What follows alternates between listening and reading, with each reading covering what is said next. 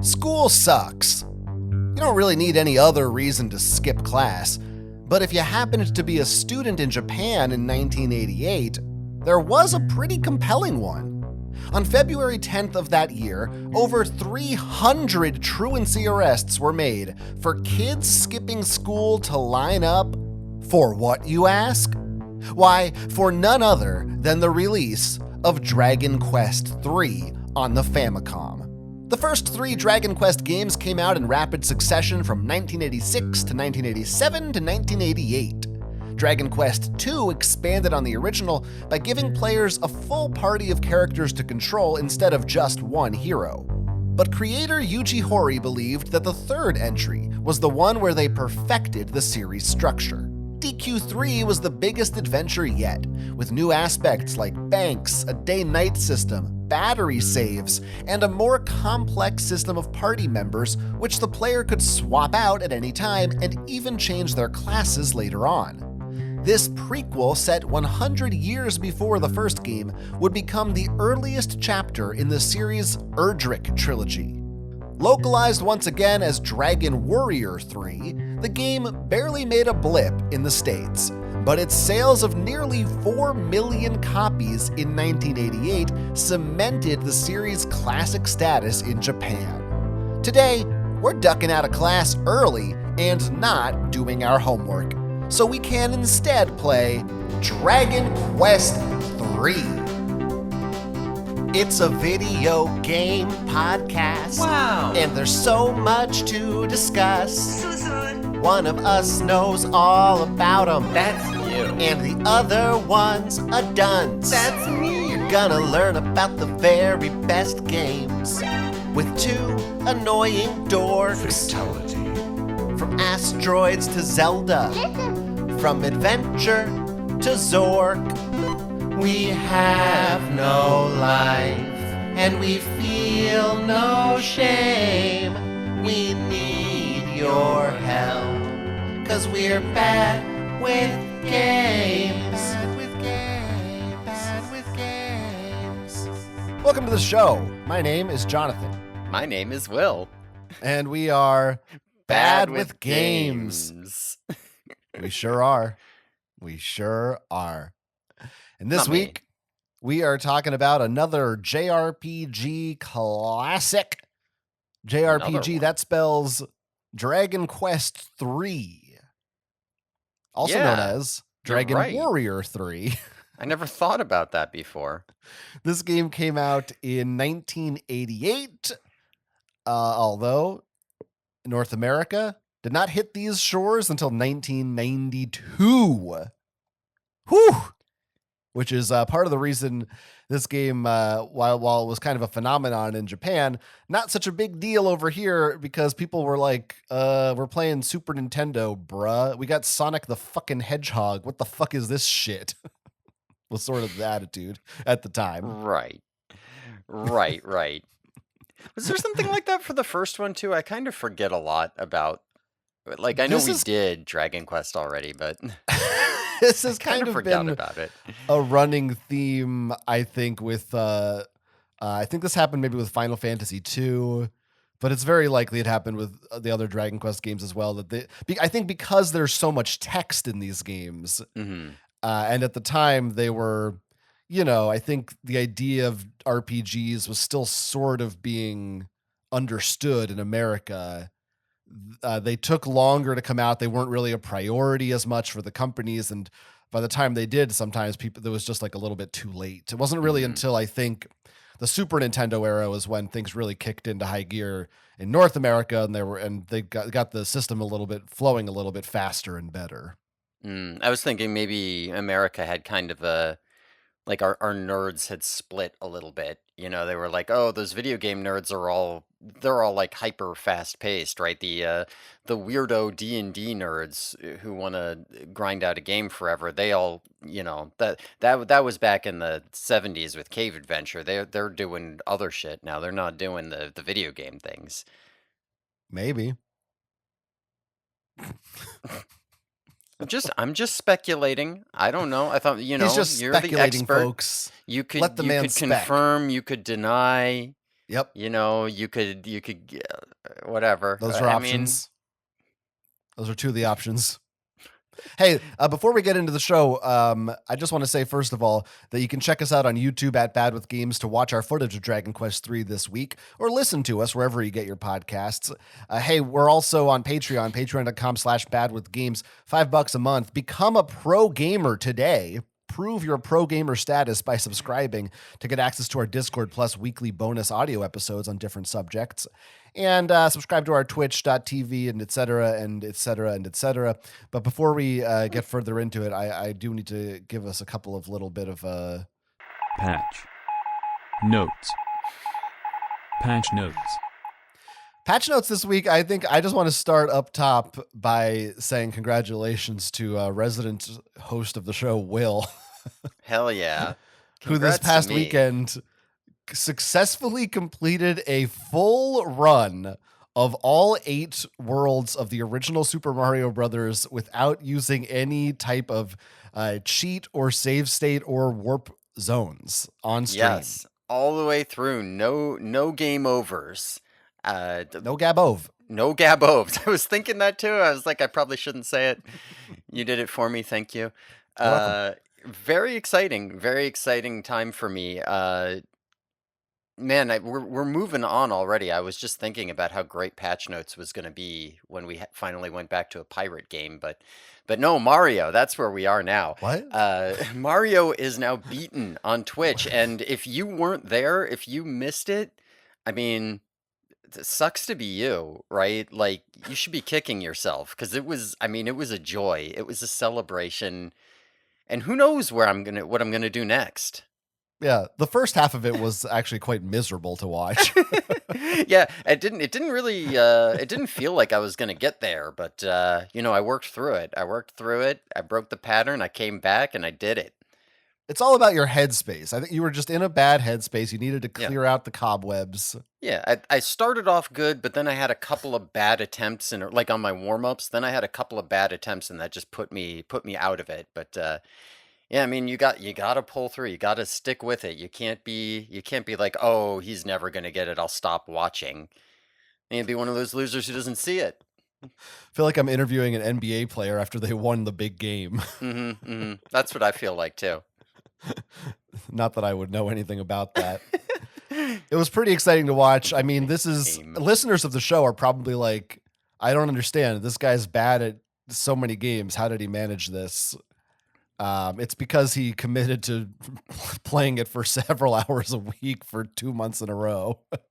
Yeah. I mean, listen, this is, as said at the top of the podcast, right? The way I learned how to move in first person shooters was by playing Portal.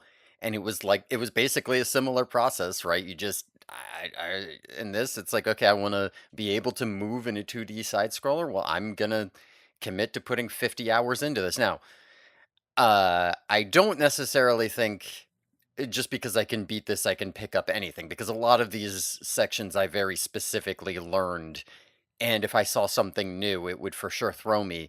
But I also think that just in getting that ability to get through these, my baseline has been raised.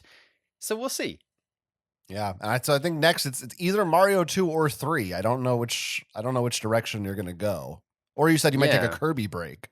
I could take a Kirby break. There was a request for a Kirby break. I think Mario 3 is the most hype, but if people want Mario 2, I could certainly go to it. The only issue with it, like, it would be nice to graduate to Mario 3 because it has more save type states built in, where Mhm. you won't have to go back as much. Whereas Mario 2, you're right back to the beat it all in one sitting thing again, and that could be Yeah. annoying. I mean, yeah, I'd have to figure out how I wanted to deal with Mario 2, if I actually wanted to beat it all in one sitting or not, because I am like this was a boot camp, right? This was me saying I'm going to beat it in one sitting because my goal here is not to play this game and have fun. My goal here is to accomplish this task. And presumably the next Mario I go to, I'm going to actually try to play it to have fun. So I don't know. I'd have to figure out what I wanted to do there, but I think you'd be fine going to Mario 3, and you could always go play Mario 2 later. Like, it's not, you know what it is. It's not something that Mhm. it's not like you're gonna be missing something if you don't play that whole game. Yeah, I was Or thinking we we could should go put up back a and forth. poll or something, but I don't really know how or where we should do that. Well, Who we can tell knows? listeners to let us know, but Yeah, I you're mean, gonna have to make a decision by Saturday. So I right, guess yeah, you won't have a lot of days. we'll see. I mean, now that you're done with that, maybe we were saying maybe we'll do more streams. Maybe I will start streaming, or maybe we'll stream together, like different games. I don't know. We haven't really Yep. ironed out that stuff yet, but we can figure it The out. possibilities are endless. They're endless. Now that you've broken through that brick ceiling, who knows what will happen next? I think that's it for patch notes this week. Just wanted to mention that up top. Twitch.tv/badwithgames podcast to get your fill of all that stuff. All right, it's time. We got to get back into the main topic of the show, Dragon Quest 3. Let's kick it off. Learn the lore. That's right. It's time to learn the lore. This is the third Dragon Quest game, of course, because it has 3 in the title. Right. However, in the Well- overall Dragon, what? I was going to say Final Fantasy is sometimes 2 or 4 or who knows, so Don't worry about that. you can never be sure. So this is technically the first game chronologically in the Erdrick trilogy. The first 3 Dragon Quest games collectively became known as the Erdrick trilogy because they sort of share some DNA with each other. To break it down for you and simplify it, technically speaking, the character you play in Dragon Warrior 3 becomes known as Erdrick. At least that's his American name. And then years later, Dragon Quest 1 and 2 are like the descendants of Erdrick. I would totally now- believe that Erdrick Yeah. is the Japanese name too. They love giving characters Western names that are unpronounceable in Japanese. Yeah, in fact, in Japan, he is known as Loto. Oh, okay. Well, that's more. I don't know. I don't know. Now, I don't know if you played these games as they are, and the American versions at least. I don't know how much indication you really have that is the case. It's not like when you play these together, you go, "Oh wow, the story is really complete," because they still kind of have nothing really to do with each other much. It's not like you need to play any of the 3 to understand any of the other 3. Now, in the remakes that recently came out, they go a lot further and worked a lot harder to make it so there actually are more connections that you notice and things like that. But and there's some of that in the NES games, but I think it's a little more obscure to figure that stuff out. Now, this is an RPG. You control a party of characters, and there is an evil archfiend that you must defeat. It is a turn-based battle game. You traverse an overworld, find towns and dungeons, get new weapons and equipment along the way. It's a lot of what you've come to expect, at least for the log line of this game. So we skipped Dragon Quest 2. Mm-hmm. And we will talk about that more later on. But we Okay. are jumping right into Dragon Quest 3. Having played Dragon Quest 1. For my lore, I will just quickly say, because I think we've pretty much covered this with the first Dragon Quest game. Yeah, But yeah, I yeah. have played Dragon Quest 1 and 2, the remakes. Oh, and the original one for the show, because we played it. But I did not ever play the remake of 3. So this was my first time ever playing any version of Dragon Quest 3. And I've also played Dragon Quest 7, the recent remake. So that's I've at this point I've now played I guess 4 games of the Dragon Quest series, but I still feel like I'm sort of I'm not very well versed in it. You're a little bit of a quester. They might I'm like say an a Dragon early quester. Yeah, out on a quest. Yeah, I played the first Dragon Quest for this podcast, but outside of that, I knew. I mean, I knew it was the series that had Toriyama designs. I knew it was an RPG. I didn't know much about it. So what I picked up from last episode is what I know, and I'm not gonna lie, I don't remember much about it. For some reason, a lot of details about the first Dragon Quest have really slipped my mind. A lot of these RPGs kind of. I feel like a lot of these RPGs are very similar to each other, and for whatever reason, it was like it's hard for me to figure out which parts were from that. I don't know. I'm Well, Dragon Quest was last season our second game, as Mhm. this season Dragon Quest 3 is our third game. So it was, more than half a year ago that you played that game. Yeah. Yeah, but for whatever reason though, I am just like I remember more pieces and bits about the Final Fantasies than the Dragon Quests. And the Ultimas are pretty easy to keep straight because they're very distinct. They Weird. aren't like yeah, they aren't like this at all. So it's not as hard with that, but yeah, I think you'll have to remind me how yeah. similar this is, but I remember a lot of things about it. I think you played Dragon Quest less. I mean, it is a smaller Mhm. game, and I think neither of us actually finished that game. I think you Yeah, played definitely a lot more hours of Final Fantasy 1 and 2. that's true. That's also true. And Dragon Quest, the original Dragon Quest, is also it's very open-ended, and there's, I would say, even less of a story than in Final Fantasy 1. It is more like Mhm. Ultima in the way that it's kind of just go out on an adventure and fight Yeah, stuff and go wherever you can go. So maybe that's because there aren't like that could many be. Yeah. distinct plot or character details to remember. Yeah, I do recall that you did not have a party in the first Dragon Yeah, yeah. Quest. You were just a hero, and in this game, you get a party, which is a big Yes. difference. So it So, was more yeah. open-ended. So that would again then give me another difference here is that this game is a lot more like linear or linear-ish. There's like an actual progression in a series of places you go. It's less go Mhm. around and do stuff. Yeah. For sure. For sure. Dragon More of a Quest. Yeah. more of an RPG. Or I mean More of not an an RPG, RPG. but a standard modern RPG. Yes. For context, original Dragon Quest is 86. This game is 88. So it's been 2 years and we God. skipped another entry in the middle.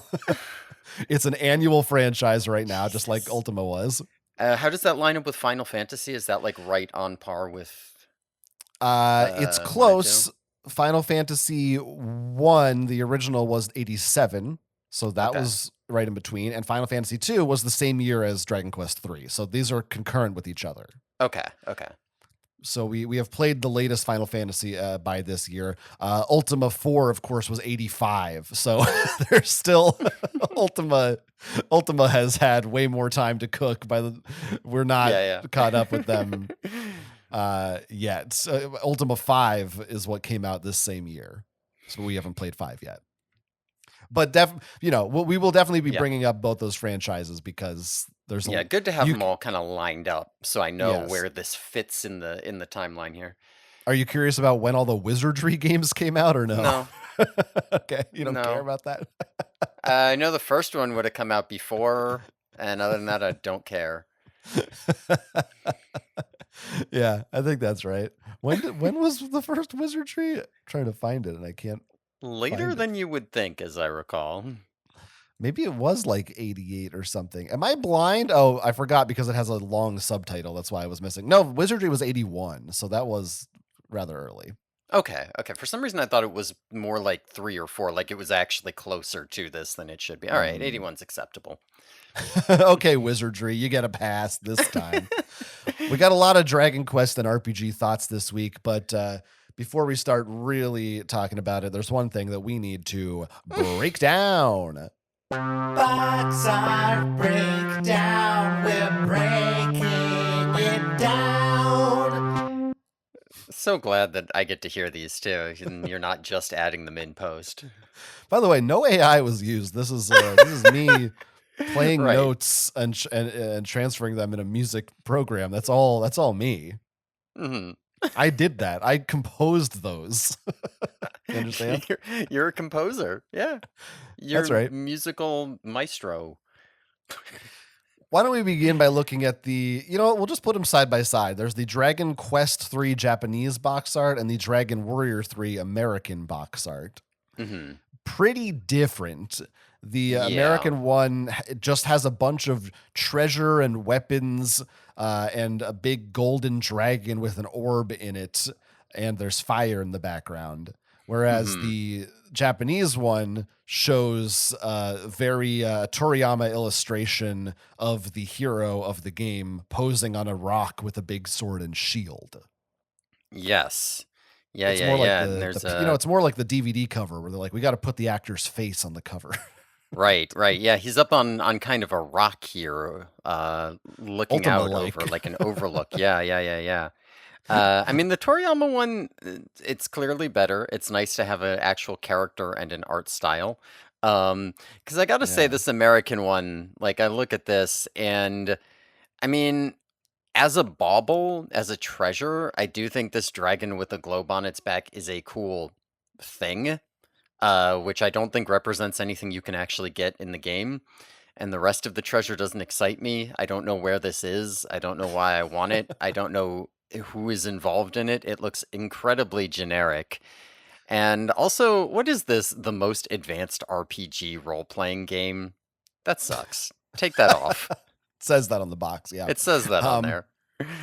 I mean, there are orbs in the game, so Hmm. I theoretically that could represent one of the orbs, but I don't know. But it doesn't. I don't know if that's what that is. It just does look like a I dragon mean, it's statue. round, so I guess it could be an orb, right? There's 6 orbs. I don't know if the gold is one of the colors or not. Hmm.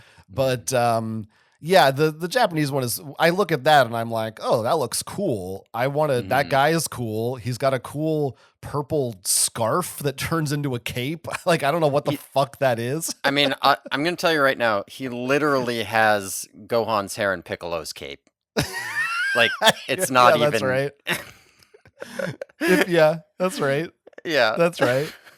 But it looks cool as hell, and I like this guy, and I want to be this guy.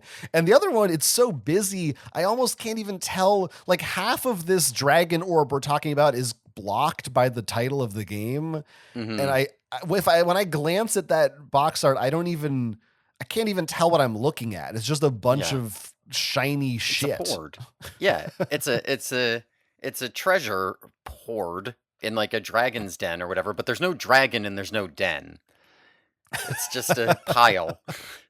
Yeah, there's a fake dragon. Sure. Yeah, the most advanced RPG is a lie, by the way, distinctly a lie for the American box art, because again, this came out 4 years later when it was by no means the most advanced RPG any longer. Yeah. Well, they had to say something. Why would you even want this game? We could just lie. Maybe you'd want it because, as they say, it includes an 84-page Warrior's Handbook, world map, and weapons and monster guide. I'm not gonna lie, I would not have minded a weapons and monster guide. I had the 84-page Warrior's Handbook. I went and looked up weapons guides because it's an RPG and you kind of need them. I wonder what the official weapons guide looked like. Yeah, I don't always I always send you the manual, but I also Yeah. did not realize Yeah, that. I mean, I also Googled this stuff on my own, so Right, I and don't like know. how would you know, right? It's not like we buy this game and then go, oh, it comes with this. You just go, okay, manual for Dragon Quest 3, there it is. Yeah, right. NES. Most, So- I mean, I should know at this point to probably just check for any RPG, because that does seem like the one that often comes Yeah. with an extra map or whatever. Yeah, I mean, I would be curious on that because it's, it's the like one of the concessions that I make with this is that I really do think that a lot of these games are practically unplayable if you can't like get an overview of what it is that you are buying, because like even if you're not dealing with weird things like, oh, it's got a critical hit rate and a miss rate and an attack rate or whatever, you still often end up in situations where it's like, okay, well, I could grind for an hour to go get that thing, but then it turns out that my party member can't use it. So that sucks. Right. So it's like even just a list. But so I do look up these things like outside, just like in terms of like a little, there's a Dragon Quest wiki I think that I use that just had like a little spreadsheet that I was scrolling through.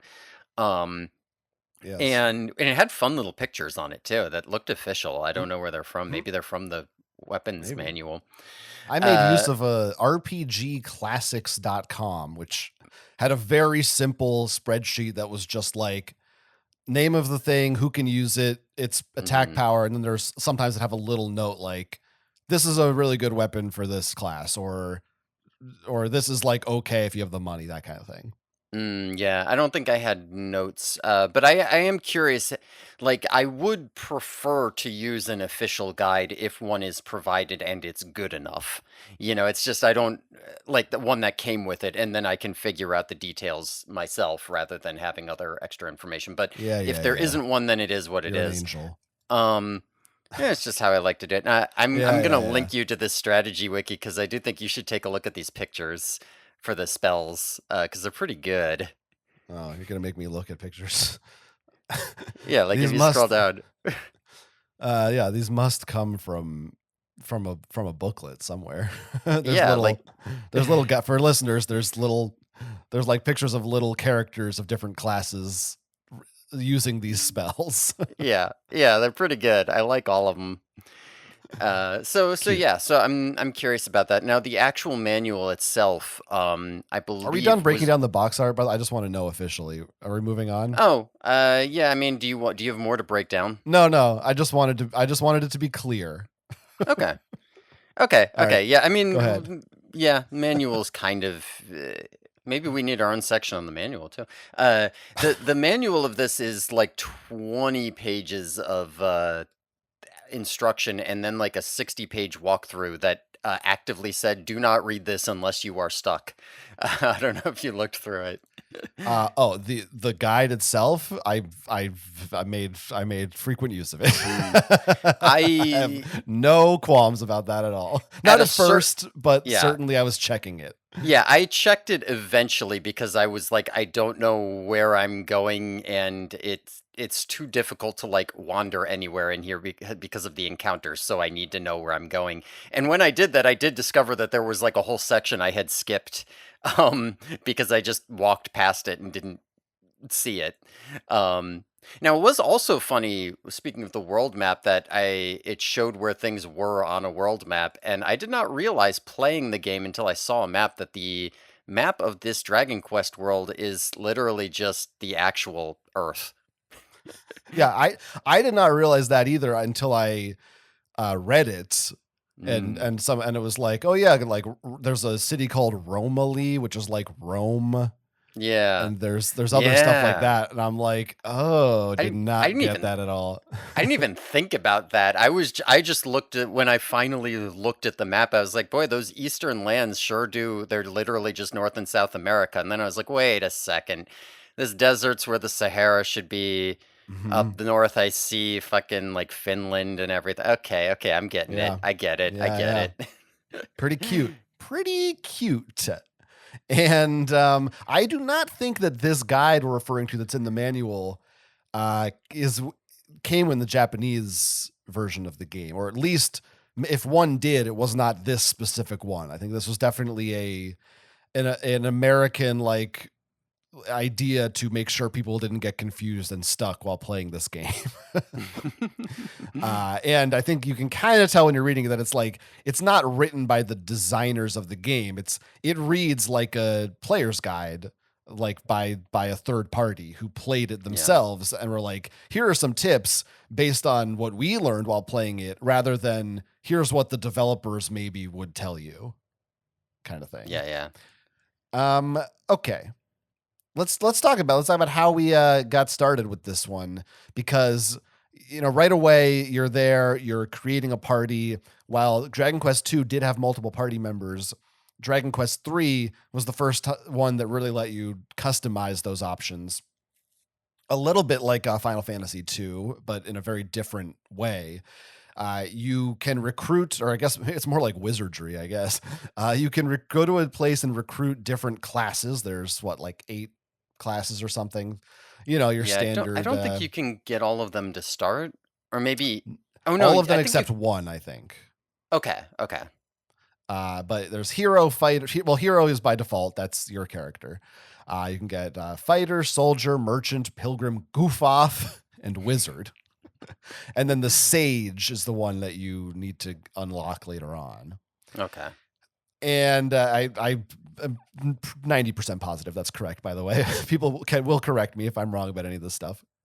Mm. And you can pick whatever makeup you want, but there's some like recommendations both in the manual and in the game itself. Somebody kind of tells you what they kind of think you should do. I mean, talk about what you went with for your opening party, and Yeah. also just generally what your starting time with the game was like. Yeah, I mean, so the opening party stuff, as with a lot of these other games, generally speaking, they give advice in the manual, but it's like pretty obvious advice, right? Like I look at it and I'm like, okay, well, I don't know what I'm doing. So I've got a hero, I'm reading it, this is who you are, and it's just balanced, and can kind of fill all roles, but is probably more of a fighter, but whatever, do whatever you want with it. Okay, I probably want some kind of like big tanky thing to absorb a bunch of damage and be a physical attacker. I probably want a healer, and I probably want like a dedicated mage. And if I were to look through these classes, that just is me, soldier, pilgrim, and what is it? And wizard. And hey, would you look at that? That's the recommended starting party, right? Like these games aren't too, they aren't weird, right? It like my natural inclination as to what would make a good generic starting party if you don't know what you're doing is what they recommend. So that all was fine. So I did go in there and I rolled some characters and put together a Do you party. roll them really? Did you? Oh, so you actually Oh, did? Because I think you can. I just like took the ones that were starting mm, there. yeah, I mean, I guess I didn't roll. I guess it's rolling. I went up and I generated my own characters and then I put them in a party. I did not like try to generate good ones. I just like grabbed the first ones that popped up and was like, So cool, you here we like you are. named them and everything though. Yeah, Okay, yeah, no, yeah. yeah, Because when you first start, there are 3 pre-made characters who are the soldier, pilgrim, and wizard classes, and I was mm, just like, I'll just grab those. I did not make my own, so I yeah. had default names that they came with. Gotcha. Yeah, no, I went and got my own party, just for So fun. I don't what know that it'll stupid matter fucking that names did much. you give them? What before I Uh, watched the footage? Grama, Goober, and Galoof. Yeah, you're fucking stupid. What happened to your brain as a kid? A yerk in there? Um, yeah. I mean, I did look. I'm at a point with these games. To be fair, I think I was at this point from the get go, more or less, where I've played enough of these more old school RPGs where I'm personally just really no longer interested in trying to have the experience of playing it all contained in the game without any outside resources. Partially because a lot of these games even just came with like massive guides that helped you and told Hmm. you this stuff anyway, but also because I'm just like I've done enough of this, and I don't feel the need to. I'm not a masochist. I do not really want to have to go through this experience of wandering and grinding for hours and finding out, oh, I bought the wrong weapon or I went to the wrong dungeon and I'm fucked or whatever. So Hmm. I did look up just to make sure like what classes and stuff do people recommend, and generally I think the answer is in Dragon Quest 3 you're probably fine as long as you don't pick like 3 goof offs. Hmm. Like as long as you have a somewhat reasonable party makeup, you can't really go wrong with It whatever you pick. That's possible. I did feel like in this game, um, I mean, this is really You also can the change the what. classes later on, so that's also something, and That's swap them true. out That's true. too at any And you time can if you. swap them out. Yeah, you can Yeah. always go get more. I did think that that was a potentially interesting thing that you might like. I could imagine somebody just saying, "Oh, I just have a bunch of party members that I swap out, and like my hero is kind of really over leveled because mostly what I do is just wander around and fight random enemies with all of my different party members that I swap around." I Like actually I could think see somebody playing that way. if you notice in the game, the hero levels a little bit slower than the rest of the party, Mm, and I so actually they think that's expect it, yeah. why. That Yeah. makes sense. That does make sense. But yeah, in terms of having problems, I do think that even like a good party and playing well, you will run into problems very quickly in this game unless you spend a lot of time just kind of grinding. And if you spend enough time grinding, then obviously you'll never run into problems, right? Because you can just grind your way through them. So I really do think in terms of having a good party and you'll be fine, like the asterisk on that is that like how good your party is going to be uh related to how much you have to do like busy work grinding. But if you're fine with that, then it doesn't matter. So, Yeah. I mean, I can only speak to the party I chose, which was the same as yours. I mean, in terms of classes. mhm. Um, and I definitely, especially early on, there's like a couple areas where I was like, felt that, I go, okay, let me do a little bit of grinding to this level to get to the next spot. Specifically, I did consult the manual player's guide that's included. And like one of the sections or I think all of them pretty much suggest a level that you might want to be Mm. at before you go to a place.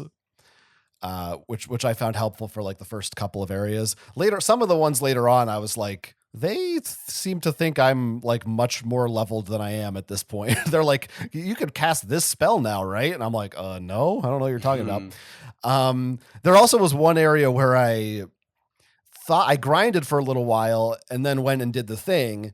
And then when I looked, then I referenced the player's guide again, and there was like they wanted me to do a different thing before doing the thing that I did, as opposed to just Mm. grinding. So I was like, oh, so maybe I didn't really need to grind. I should have just like looked around and done an easier thing first. But there's not usually Yeah, the an game. indication that that's the case. Yeah, it's hard to know. So the big point where this came up for me was when you come out of Romali, hmm Romali, hmm uh, This is and what I'm talking the about, I think. yeah, because the king says, "Oh, go get my crown from the tower," Yeah. and I'm just thinking like, okay, is that like literally right there, or is that like a long term quest? Because sometimes they say, "Get my crown from the tower," and you have to go through 3 towns, and then there's a tower. Like you never, right? Like it's hard to know in these games, and I didn't find it, but I did find like the village of the elves with the sleeping thing, and then there's a dungeon you have to go into, and I went into that dungeon, and like it was really kind of a nightmare for me. Like from the point when I first entered into that dungeon until the point when I beat that dungeon was probably at least 5 to 6 hours of play. Like just on that. Because like it was every attempt at the dungeon was like an hour, and then oh my god, I've got to leave because I'm gonna die. I had one where I got all the way to the final room and I was doing fine, and I literally saw the treasure chest I was supposed to open, and then some enemies popped up, went first, immediately went all in with their strongest attacks on my 2 healers. They were both dead before I could take an action, and I was like, well, if I make it to that treasure chest, I won't have to come back, but I know because of the encounter rate in this game, I'm going to hit 4 encounters in that one screen. So I guess I just need to warp out back out of the dungeon now because I will lose all of my people. And every time you lose a person, you have to spend a lot of money to revive them. And then you have to grind that money back up with your like one guy. It was a pain in the butt. So I spent a lot of time grinding in between there. And it was later on when I had to like backtrack with the magic key, and I was like, I have no clue where I should be going, and had to go look at the guide, that I realized, oh, there was like a whole tower dungeon in between that maybe if I had done that, I wouldn't have been grinding for hours and hours. I don't know. So this is interesting because I went and found that tower right away, Hmm. and I did find it. I do think this particular area was the biggest hump of the game for me. Whereas like, okay, that was when I did some grinding before I went over to the tower, or I went there first and was like, oh, this is kind of crazy. Did some grinding, went back and did it. And then I went and did all the elf stuff you're talking about, which is what the book does recommend you do first. Oh, Um, interesting. and I kind of thought, oh, am I like over leveled now? And I found I wasn't really over leveled. I found it was still like reasonably challenging, but I did not have the difficulty you did, probably because I'd spent a bunch of time doing other stuff first. But I don't know Yeah, now if it's you would have had that same experience the other way around too. I don't know. I found that like even when I was really over leveled, the thing about this game is that sometimes you'll be going out there and sometimes you'll just run into 4 enemies, and you can't flee, and they'll all target your healer, and then they're just dead, and there's nothing you can do about it. And it's like, oh, well, I just have to leave and then come back. That's going to take an hour because of how many encounters there are. And like that would happen even if you were over leveled, because like if you were on par level, you could just play forever as long as something unlucky didn't happen. But if you were really over leveled, something unlucky could still happen and just screw you. And it was like, well, unfortunately, it's like 500 encounters, so something, if it's a 1% chance to happen, it's going to happen 5 times, right? Like that was my experience with this game, is that like, fine, fuck it. I would say probably 80 to 90% of my time playing this game was walking in circles grinding money, because I was like, I might as well be over leveled and have the best gear, because sometimes things just go wrong, and I don't know what to do about that other than reduce the chances. I don't know if that was your experience, but that was definitely my experience. I would definitely, well, I definitely don't think 80 to 90%. I would say, I mean, a lot of the game is just, there's a lot of encounters. So no matter what you're doing, you're fighting enemies. I do think another reason that this section of the game is trickier is because you have to level a little bit to get the more useful spells for your characters.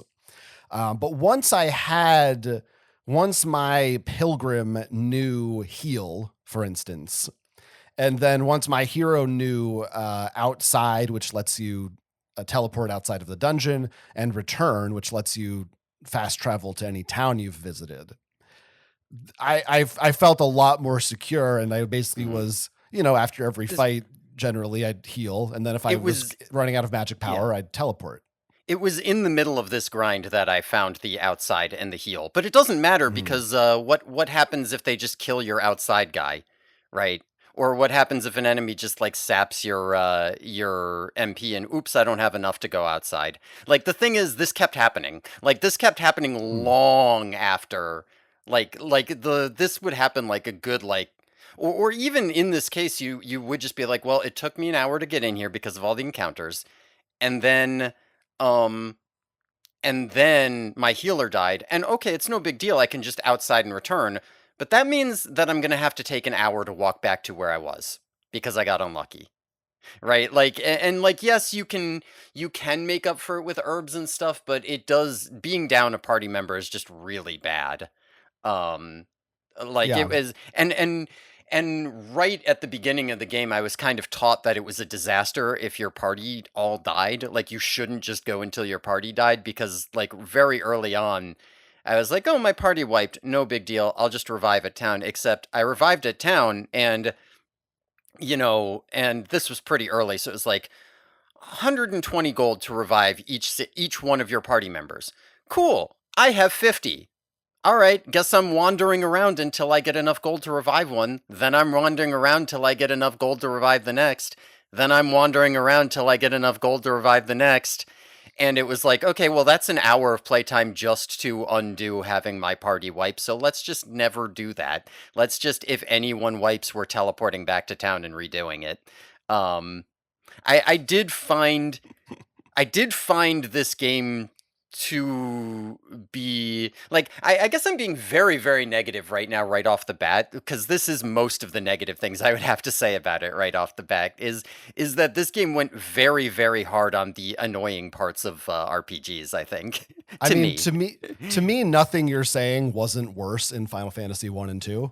Interesting. Yeah, because I did not have these problems in Final Fantasy 1 and 2 the way I did here.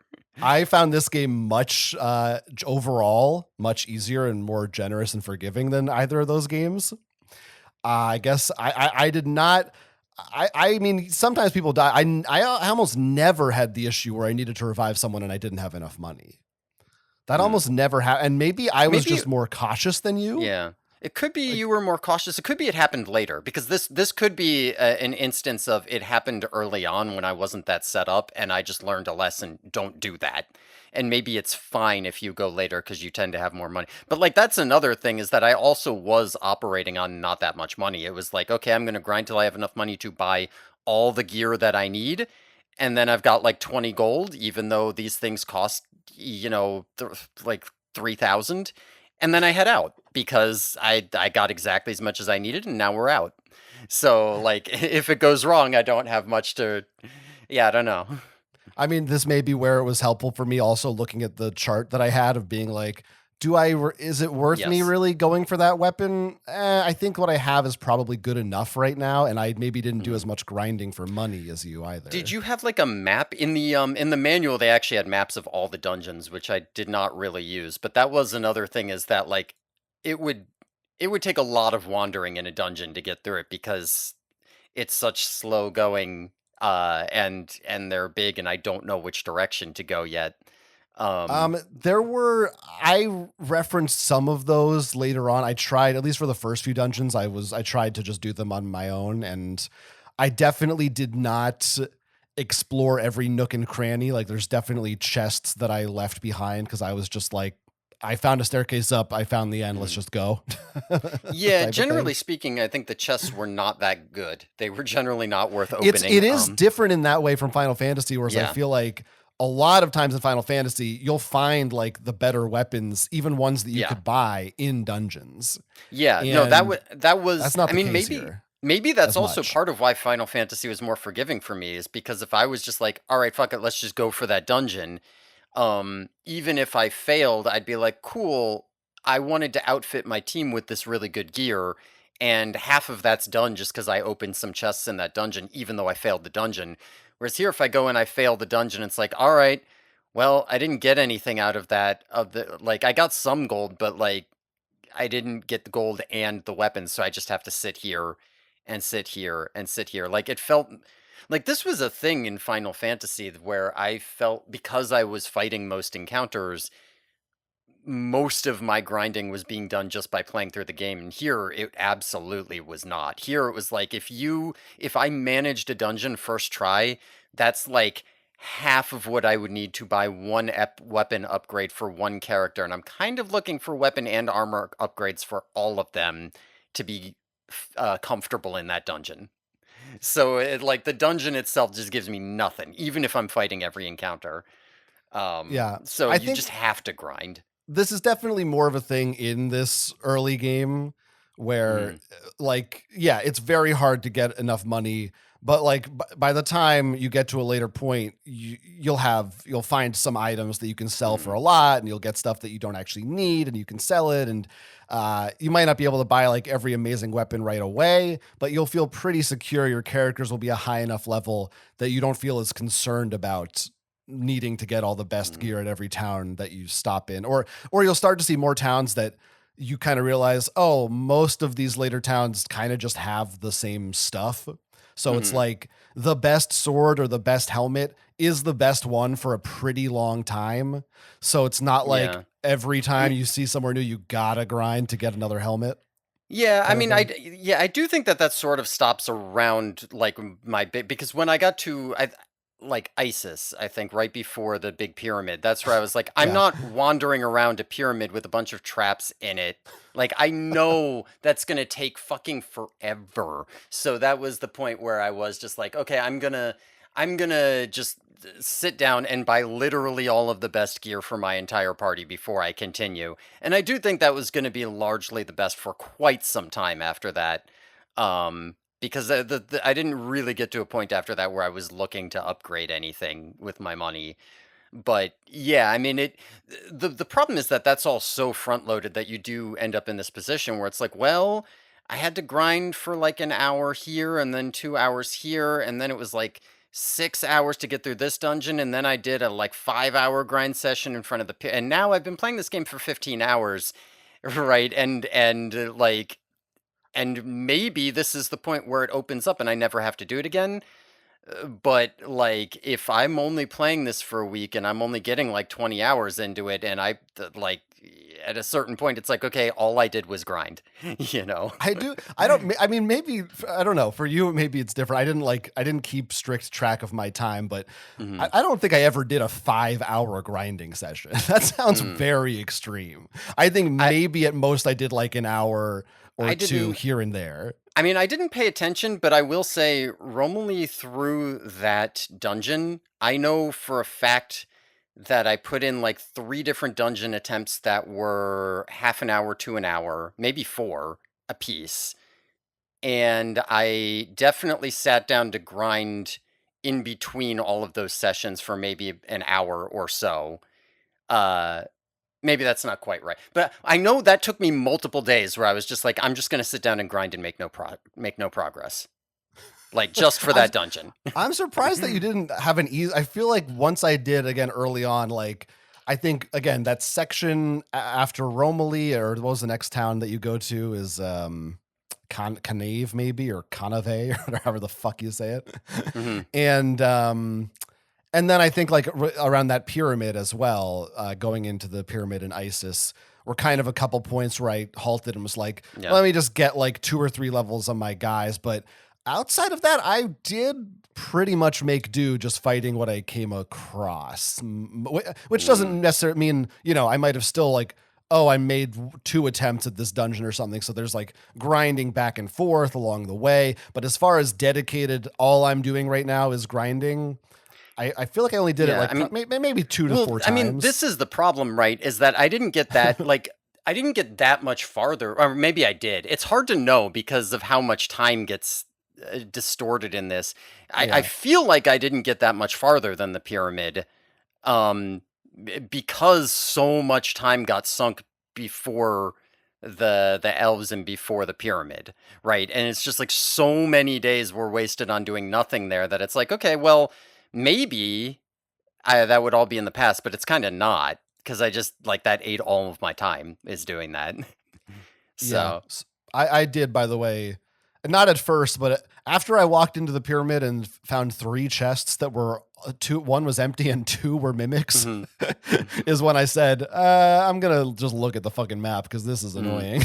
Oh, I didn't even do that. I was just like, oh, I think all of these chests are basically trapped. Like, I'll know where the thing I'm looking, the magic key here is, because it'll be in like a place, and it was in a place. But like, that's the thing, right? I literally had already mapped out the entire pyramid, knew where everything was. And then I went and I looked, or I didn't look at anything in the guide, but I'd figured it all out. I was in the thing, or I was in the castle, and I saw the clue for how to do it. I literally had bought all of the best possible gear. I went in there, and I still almost wiped. I think I had to leave and come back once because Yeah. at one point something just got unlucky, and bam, your guy's dead, and oh. Yeah. That's just that, and like, and that's like I can't take an hour slowly walking in there, fighting, and then be like, oh, I guess I just got to do it again. But how is that not your experience with Final Fantasy 1 and 2? That's exactly what those games were like, of having to go in and out of dungeons. Because in Final Fantasy 1 and 2, when that happened to me, it was usually because I hadn't done any grinding and was like barely outfitted. If I actually sat down and did a bunch of grinding and got a bunch of equipment, then I would go into the dungeon and it would just clear. Like, to me, in this, the difference is that what I did in Final Fantasy with no grinding was my experience playing this after grinding. That's the difference. Yeah, I don't know why it's so different for us. I mean, here's where I will say what I think this game does that is friendlier.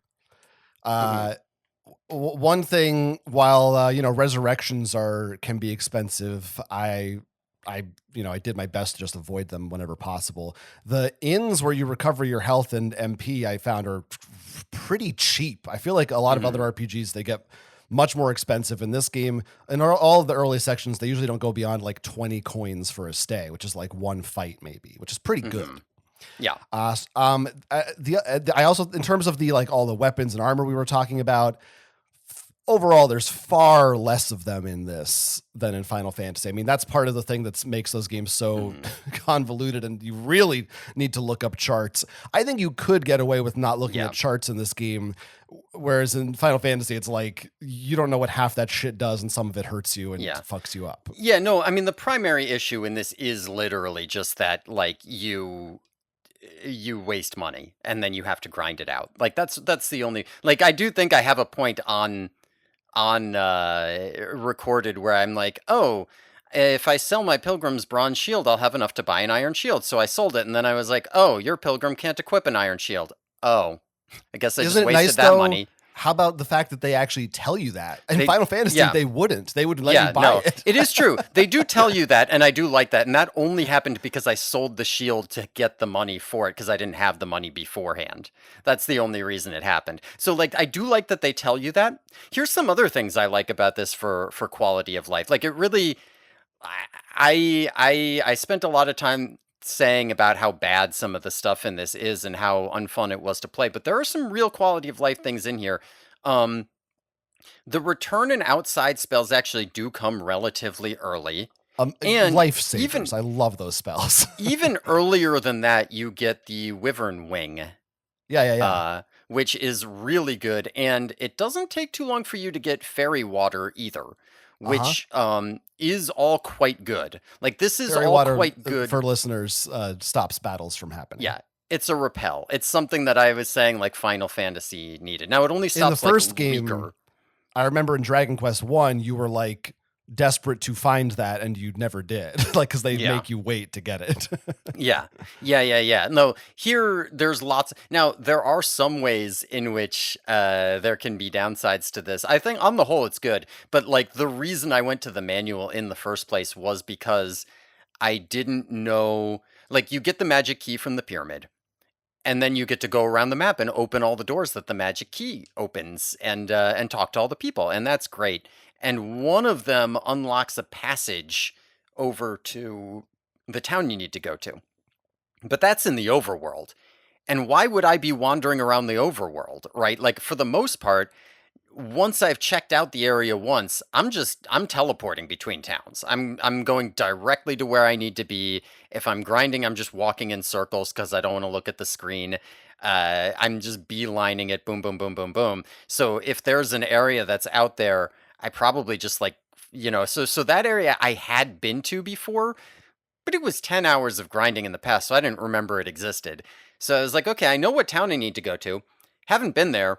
No clue where it could possibly be. Don't see it around any of the these later area towns. Don't see it around the beginning town either. None of the magic key things are getting me any progress. I don't know. But it turns out that I had to walk out into the overworld in a mid-level town and then go to a place I hadn't been. Which is, I mean, again, it is fine. Like, I would rather have things that let me skip the overworld if necessary, than not, for sure. No Yeah, I mean, the question. fact that this game has fast travel and Mhm. for every town in the game. Yeah. That's remarkably Yeah. quality of life for a game of this era. Yeah, and it's 100% necessary because it's one of those things where these are the things that make it tolerable, because I do think the encounter rate is absurd and the rate at which your character walks is ridiculously slow. Like, you need a run button, but the fact that if you are in a weaker area, if you're in a strong dungeon, you're still going to see strong account. But if you're in a weaker area and you need to wander around to make it evening, there's a day-night system, we'll get into it. Or if you need to just be like, is there a town around here? You can just fire off the fairy water and go around forever. The fact that you never need to remember where anything is, you can just zip around between all the towns. Yeah, that's all really, really nice. I do think, my primary problems with this are, you walk too slow, the encounter rate is just far too high. Sometimes I feel like I wish I had more ways to avoid just losing my healer before I can take an action on a fight I can't do anything about. That would be lovely. Um, Did you maybe you changed the formation of your party, I assume, Yeah. right? Yeah. I mean, Oh. I guess actually, you know what? No, I know what it is. You know what I need? I need revives. What I need is They are revives. in the game. You do find Yeah. some. Yeah, I don't know if they ever get easier to find, but there's some. Yeah, what I need is a revive at a store that costs too much money, right? I need the Yeah. ability to say, well, listen, if you're willing to grind out the money, you can just walk into that dungeon with 2 or 3 revives. If that was the case, I'd be like, hell yeah. I'm just always making sure I have a revive or 2 on me, and then, If I have to grind a little bit, I won't even worry about it because it means I don't have to walk through that dungeon 5 times. The number of times I died in a dungeon with literally the end in sight on my screen, really annoying. I guess you're just not good at games or something. I don't know. Yeah, I thought you were good at RPGs. I don't know if I'm just bad at it or if I was just unlucky, or I mean, maybe I was too cautious. Maybe in those types of scenarios, you just said, fuck it, we just push for it. Maybe I was too reckless with my healing spells and didn't use them enough. I don't know. I don't know. Like my play style was pretty. I would go through after every fight. I made sure everybody had pretty good health. If they didn't, I healed them up. And then if my healer's MP was low and I didn't have enough to really go on, I was out of there. I went back to the inn and then came back and my levels were a little better and I could go through again. And I mean, the problem is that last sentence you said is an hour of playtime. I don't think I think that's exaggerating. I don't think it's an hour. Go watch my video. I know, because I can tell you, I started from the end and I hit record, and then at the end of the dungeon I had to leave and I checked my video time and I'm like, 50 minutes.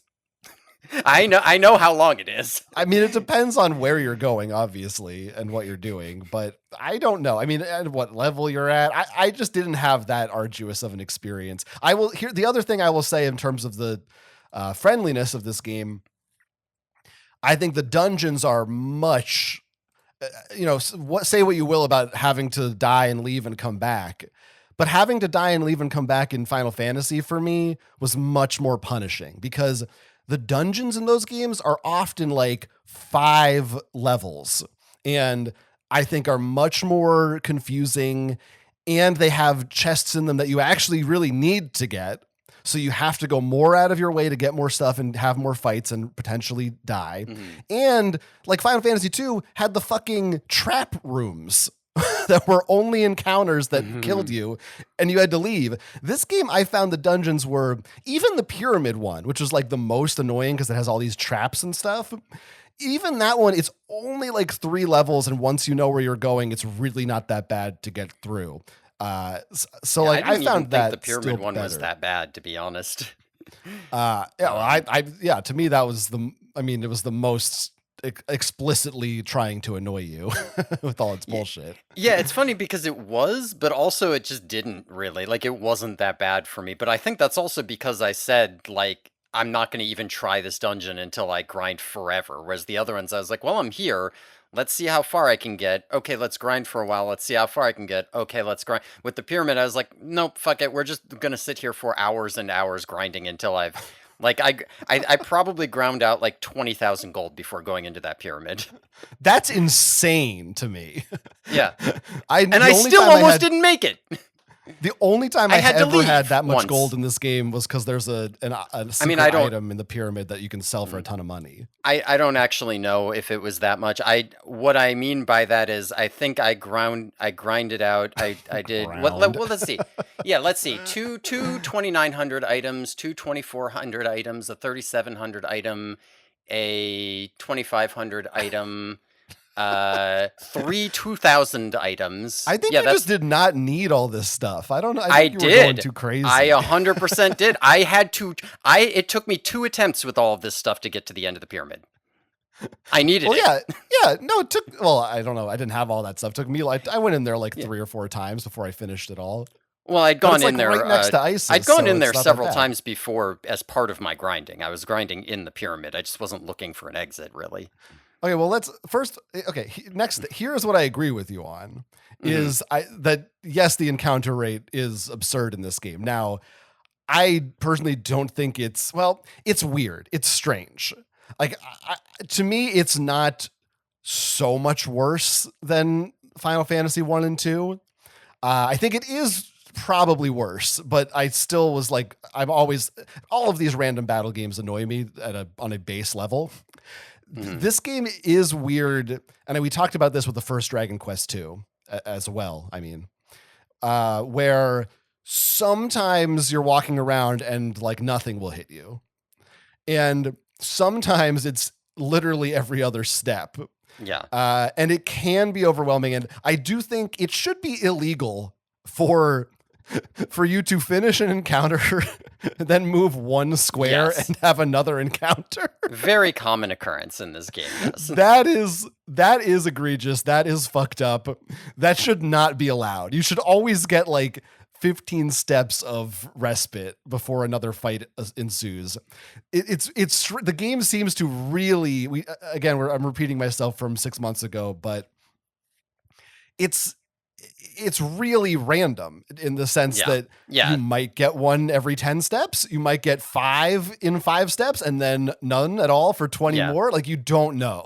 Yeah, it's actually random. That is the thing. Most more modern RPGs they are not even close to random on encounters for that exact reason. It's like there's some kind of system behind the scenes where it's like every so many steps, there's like this much % chance of an enemy. Yeah. Like I know in Gen 3 Pokemon games, your first 6 steps or something are like 1% per tile. And then after that, they dramatically increase until you are 100% if you go long enough.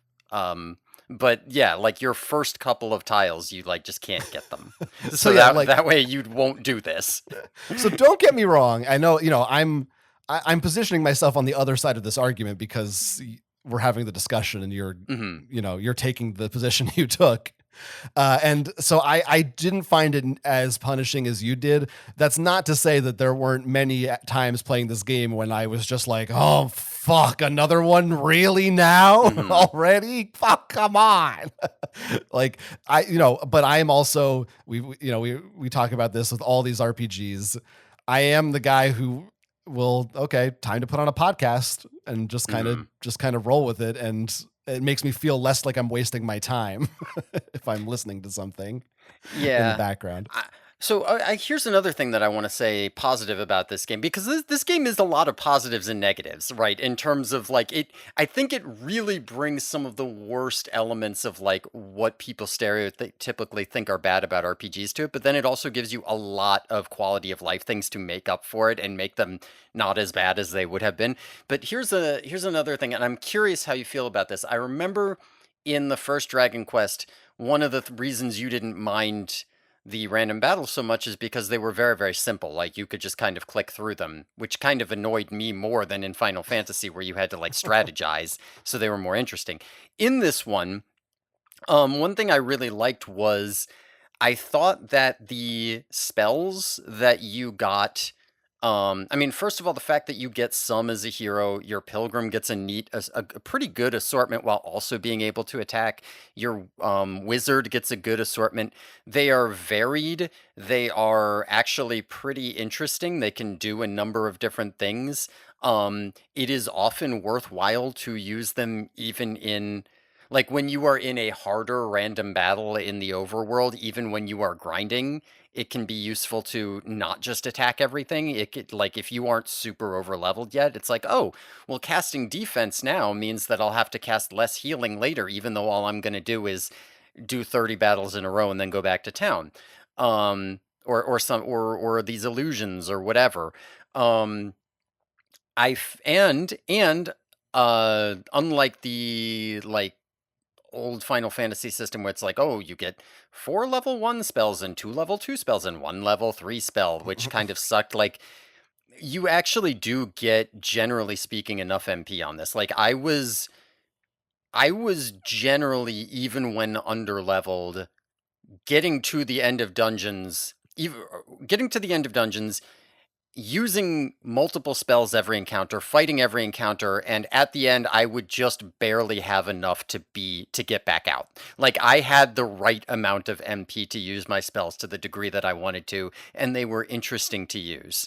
I don't know if that was a thing you experienced or not. Yeah, I agree with that. I think this is kind of a middle ground. It's more complicated than the first Dragon Quest, obviously, because now you have 4 party members and they have a lot more spells and things.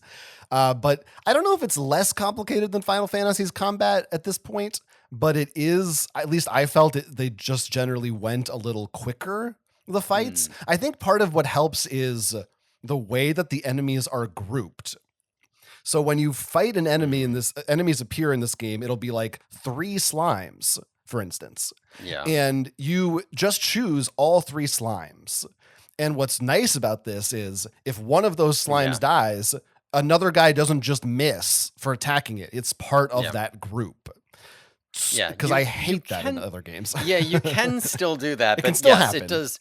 It is a thing. And you don't have to pay as much attention. You can just be like, everybody attack that, which also does help with grinding. Because if like 4 slimes show up, you can just say like, okay, attack, attack, attack, parry, because it's not worth my Yeah. mage attacking or using things here. And in Final Fantasy, you would have to say like, you'd have to say attack.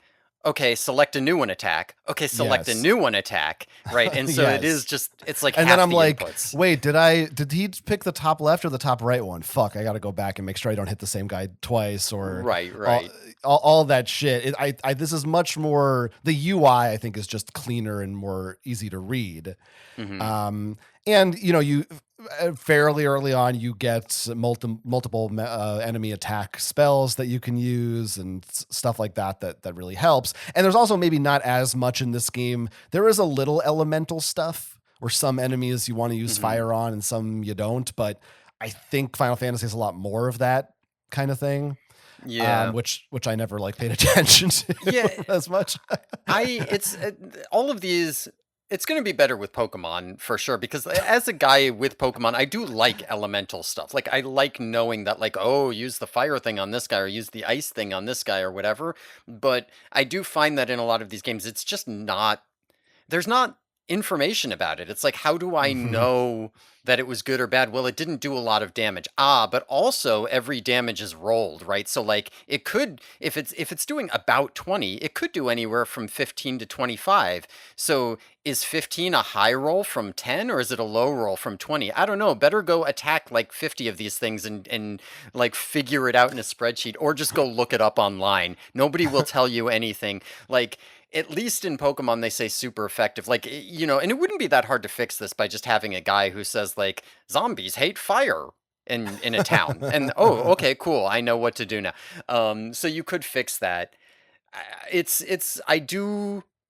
does pop up occasionally. I did notice there were times where I was like, oh, this doesn't seem to be that good. I do think there was less of it. Preferably, there would be more of it and they would tell you, but I don't mind less of it if they're not going to tell you. I mean, all I know is it does say it in the guide at some point, but it's just like it's very general. It's just like, hey, you might have noticed that like Yeah. some things, if they say fire, maybe don't use fire or whatever. Mhm. I also just do really love the enemy designs. Mhm. I think they're really funny and weird, and there's a good variety of them. So if we're talking little guy quota in this game, Yeah. that's another thing that helps take the edge off all the random battles. Is like, well, I get to see a wild ape right now. Yeah. And that's fun. Yeah, no, I did. I loved all the different enemies. I thought they were great. You know what? Another we can add it to the repertoire of Dragon Quest round guys with a face is the trick bag. Which, to be fair, it's not just a circle. It is a bag, but it is a bag with a face. Yeah, although that guy fucking pisses me off too. Yeah, I mean, I feel you. If you kill, you get a lot of money, but That was yeah, the one time I really had issues with MP. I don't think it was the trick bag though. It was I forget. It was when you had to rescue this couple mhm. from this weird kind of mazy dungeon. I don't remember what part of the game this is, but Yeah, no, I know where this is. Yeah. Okay. And there's all these enemies that drain your MP in there. Yeah. And that was the time when I barely made it out. I was like, cuz I fought a boss with only physical attacks, and I was like, I can't believe this is working because I was so scared. They took away all my magic. I was like, there's no Yeah. strategy anymore because I'm just 0 MP. Yeah. I didn't have that much trouble there because that was not that long after the pyramid. Like there weren't any new items to buy between the pyramid and there, and I had ground out so many levels and so much You gear probably that had way more gear than me at that point. Yeah, like at that point I was just like, yeah, okay, fine, kill those guys first and then whatever. Yeah, no, I do know where this is. Um, yeah, no, it's so little guy quoted this does do it. In fact, the sprites for your main characters are also quite good, and I was very pleasantly surprised at the beginning that they change your sprite depending on if you say like, oh, I want to roll like, okay, my hero's a guy and I'm gonna roll a pilgrim guy and the warrior girl and a wizard girl. That was my party. So I had two guys and two girls, and oh hey, look at that, the sprites are different, right? Like I can there that's definitely a girl sprite, so if I had rolled a guy, it must be a different sprite. I like the fact that there were a lot of different sprites, and it reflected the character that you actually picked up. Yeah, I think in general the graphics here are a lot nicer than Dragon Quest 1. They're still primitive but in a charming way to me, as opposed to like a I mean, I liked the enemy designs when you fought them in Dragon Quest 1, but actually moving around the towns, it was much more static, I feel. And I think in this one, you do see a lot more. Your guy has a little sword he moves up and down, and all your little guys have move around when they walk. And the colors are just a little bit nicer and more Yeah. detailed and filled out. Did you get an animal suit? No. Well, so when I was going around, I don't have that much footage of it because I got it right before a big grind session and then I had to grind for better clothes. But I got an animal suit and I was like, well, this is like slightly better than regular clothes or something. An enemy dropped it and I was like, okay, so I'll put it on my wizard until I can buy the evasion cloak for her. And she turned into a cat in the overworld. What the fuck? Like I was just walking around with 3 characters and a cat in my Wait, party. what? Oh, I think I did that in one of the remakes. I found one of those. But yeah, I had the evasion cloak, and nobody turned into a cat. No, it wasn't the evasion cloak. It was the the evasion cloak is what I replaced it with because it was better. But until the evasion cloak, I was like, animal suit. Look it up in my spreadsheet. Okay, that defense is like that's the best my wizard's gonna do because she can't wear leather armor or anything. So okay, put her in that. Oh hey, she turned into a cat. There was a town that was selling like a sexy bikini or something for like an outrageous sum of money. Yes, that is in the spreadsheet I looked up, and it said it gives you a defense of 1, as opposed to, but it changes your overworld sprite to be in a bikini. Hell yeah. Oh yeah, dude. That's the shit right there. I'm wondering out loud right now, I'm not going to look this up. Is it possible that because you rolled your own characters at the beginning, that you just ended up with characters with shitty stats by accident? It's possible. I have no idea. It could have happened. No clue. That you just fucked yourself by doing that instead of just picking the default? Who knows? Maybe. I'm looking at the manual to try to figure this out, and it says if when you pick their sex and you pick their class, and it says if you like what you see, answer yes, otherwise no, repeat. So I didn't even bother. I just like, yeah, whatever, it'll be fine. I'll just pick the first party. Maybe you just got like randomly some just shit like characters. Bad defense or something. Yeah. I'm not sure, but that would explain it completely. Probably. I don't think that was the issue. Think so? Issue, yeah, because it was totally. This was not a like, oh, every fight is a struggle, right? This was like, this was like 1 in 100, 1 in 200 fights. Everybody would target one of the low priority things, and like 2 of them would crit or something. And I'd be like, that is an insanely unlucky thing to happen. But also, over the course of 500 fights, it's going to happen multiple times. Like that. And so it just happened to happen. Like it never happened right at the beginning. It always happened like right at the end. But every time it happened, it would be because some very low percentage chance thing happened, right? Like it would just be like, oh, like in the dungeon, I think it was, in the dungeon that I had trouble with, it was like, oh, the bats. It was like the maximum number of bats that are not the like humano bats or something, or vampires. It was like the maximum number of the highest level showed up, and they caught me off guard, and so they got to go first before I got to take an action.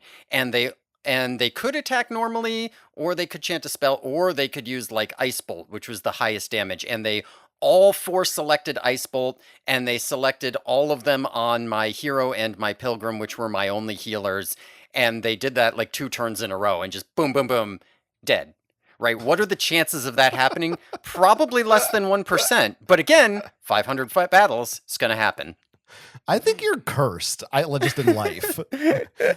I mean, I've said it before, but it comes up constantly on this show of just, if there is a way for a game to just give you the worst time possible, you will find it. I don't know what it is. You're just like, Yeah. you just have this, it's magnetism that draws it to you. I mean, what was so upsetting about that was I just saw, like, I was obviously at the end of the dungeon and I saw the treasure chest and it was right there. And I was all like, I could go for it. And if I don't get an encounter, I'll be done and never have to come back again. But if I get an encounter, I'm probably screwed. Yeah. And I chickened out. Maybe I should have gone for it. Did you clean out all the treasure in the pyramid? I On the did top not. floor? No, I looked at that and I yeah, was I like, did. I bet one of those is real and the rest are treasure chests, and I'm not doing that. Oh, did you not do any of them? Nope, I just bypassed that and went straight to the key. They're all good, but they make you fight 4 mummies each time. Oh, okay. But 3 of them are the seeds that upgrade your stats. So they're pretty, and a lot of them are gold. So I did them all. Yeah, and plus that's you're not too grinding bad. anyway, so it was good. Yeah, I did it in 2. I had to take 2 trips just because there's so many fights in a row. Like I said, I did not attempt the pyramid till I'd bought everything. So I was like, don't need it. It's fine. Fuck it. We're done. We're moving on. Yeah, I did overall, like, I enjoy this combat, but all my usual complaints about RPG combat still apply for the most part. It's just like, it's the nature of the beast. Like, as far as that is concerned, I think this game does it fairly well. And also, again, you do always have to remember this is 1988. This is certainly, better than wizardry combat. I mean, this is very different from still what the Ultima series was doing at the point we last played. Final Fantasy is the closest comparison. There are some areas where I think Final Fantasy is better than this right now, but I think overall I enjoy I feel less, at least personally, confused and lost when I'm fighting a lot of these things. And I also feel like, weirdly, I don't know if this is like a good thing or a criticism. It's just kind of something I noticed. In Final Fantasy, it's pretty much guaranteed at the end of every dungeon is a big boss. And that was a big part of my frustration with those games, was always feeling like I'm afraid to use my magic up on my mage because I don't want to be screwed when I get to the actually hard fight. And a lot of the dungeons in Dragon Quest just kind of end and you can leave and there isn't really a boss. Like sometimes there is, but there's not like a boss in that pyramid, for instance. Or maybe the boss like just isn't that tough, or they just give you more MP, so I wasn't quite as afraid of using it and stuff like that. I don't know, but overall, I did enjoy the combat system in this game. Okay. Yeah, because that was the question. I do think part of it is the MP. They give you enough, like the amount of MP they give you is low enough that you have to sort of pay attention to what you're doing, but not so low that you are scared. Like, generally speaking, you can be pretty aggressive about being like, yeah, both my pilgrim and my mage are using 2 spells apiece every encounter, and it's fine. Yeah, I was mostly saving my pilgrim for healing. That was my big thing with him. But every once in a while, like, he has a sleep spell that's pretty handy, stuff like that. I generally preferred surround over sleep. Which made that's the illusions one that and makes them accuracy lower, right? Yeah, reduce their accuracy, and because then I don't think I ever saw anyone, including my own party member, shake that off. So I don't have to worry about like, well, sleep could fail or they could wake up from sleep. I'd just be like, yeah, just hit them with the accuracy drop, and then like, oh, if they want to chant lower my defense, okay, good luck hitting me. I don't care. Screw you. And I did use his Infernos thing a couple times too, like the spread damage if it was warranted. Usually I use that if it was an enemy that didn't take good damage from physical attacks, because I didn't want to use my hero's magic on that when I could be using it on out of battle heal or return or outside or whatever. Like I wanted to save it for that so that I want to have two people who know outside so that if one of them dies, I'm not stranded and lose the party. Yes. Yeah. Hero is like, you need to always have this much magic for me to escape, no matter what. Hmm. Now, at a certain point, when your characters reach level 20, and this I feel is very similar to what happens in Final Fantasy 1 when they all upgrade, they evolve into new forms. You can there's a shrine or something you can go to where you can change their class. And this is, I will say, I did not beat the game this week. This was a very busy week for me, and I felt bad, even though I played a lot. I like to try to beat every game, and we should have. I don't know why I didn't swap this game, but we didn't. We just stuck with this choice, and we have to live with it. But I got basically like almost right where my characters were like right around like level 18, and I was like I had access to that shrine, and so I knew that was a thing that was happening, and I had read about it and stuff. And this is a pretty cool thing that the Dragon Quest games often have systems like this in. And in this one, so for instance, you level up your wizard to level 20. Your wizard's like not very, he can just use spells. He has low defense. He can't really attack very well. But at level 20, you can say, well, now you're a fighter or now you're a soldier. And in addition to his stats changing, he still keeps all the spells he's learned up to that point. So you kind of can weirdly multi-class in that way. Now you do have to then re-level them, but I think by that point, it's not as bad because you can fight high-level monsters and let the party carry the one guy and they'll like get a bunch of levels quickly. Yeah, you can also, the hero's got a spell that is specifically designed to let you do that. I didn't get to this point, but I saw that he had this spell and I was like, oh, I know what that's for. I don't know if you saw this spell. I'm not sure. I don't know. Iron Eyes. If he I uses did get Iron that. Eyes, Oh, yeah. yeah, it makes it so the rest of your party cannot deal or take damage. So that seems to me to be very specifically for, okay, well, my hero's level 25 or whatever, but I need to re-level the rest of my party from 1. So let's just go to an area where everything's level 15.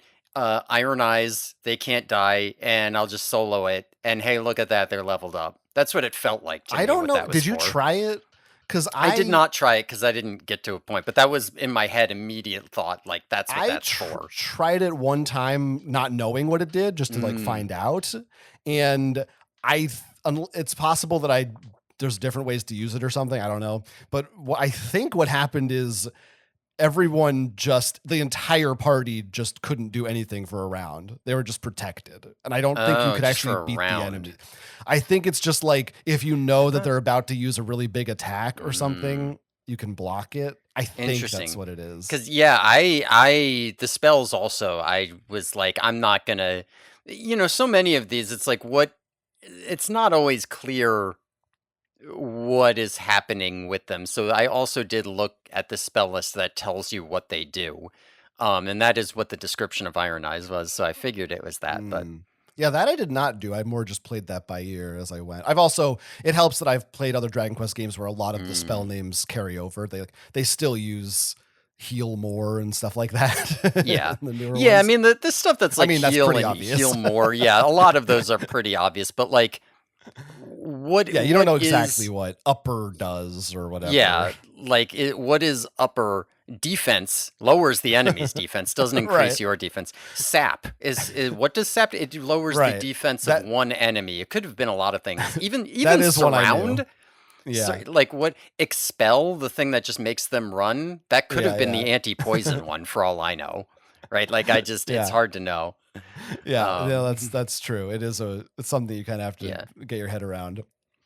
What about the story of this? We've pretty much spent this whole time talking about the combat systems and grinding and traveling and all that stuff.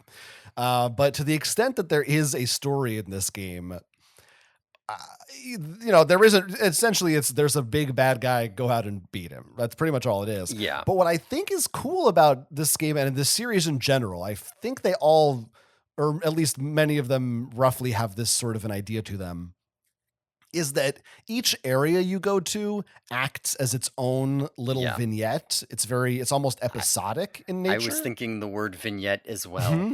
Yeah, it's a good word, isn't it? Mm-hmm. Makes it sound smart and French. Mm-hmm.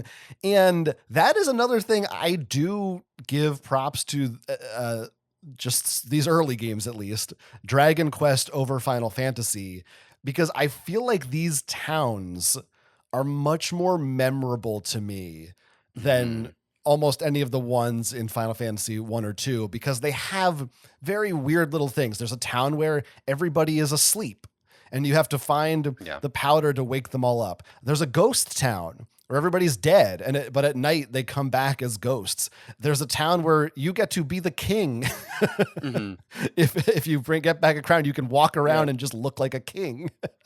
I did love when It's that great. was the quest that I had to go back to do, but it was very fun. Like, oh, I could be I'm just the king now. I mean, this is like the animal. Your sprite can just change, and then they wouldn't let you leave an adventure anymore. And I was like, what do I do? I can't go on adventures. I'm the king. Help.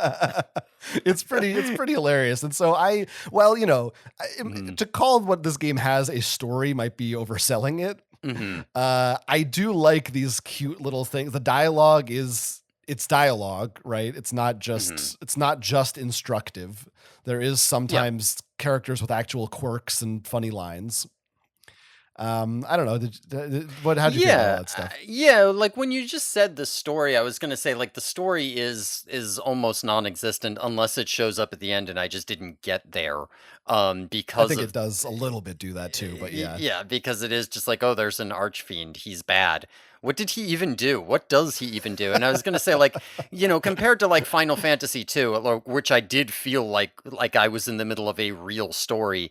I felt like this game basically had no story. But as you said, every town has its own little thing going on. Like, oh, I just go in there and get that key. Oh, I want my crown back. Oh, everybody's asleep. Oh, the elves, my daughter ran off with a mortal, and we won't sell to human. I tried wearing the cat outfit, and she still wouldn't sell to me because I thought maybe she'd think I was a cat, because in the manual when I was glancing through it, it said like, maybe if you can convince them you're not human. And I was like, oh, cat out. Anyway, so I don't know why I that didn't figure didn't that work. out either. I also saw Mm, that, but then I never went back to Elftown. I was yeah. wondering what that is. But you also didn't pick up a cat suit. Maybe I needed to fire everybody from my party except me, so there were no humans. I don't know.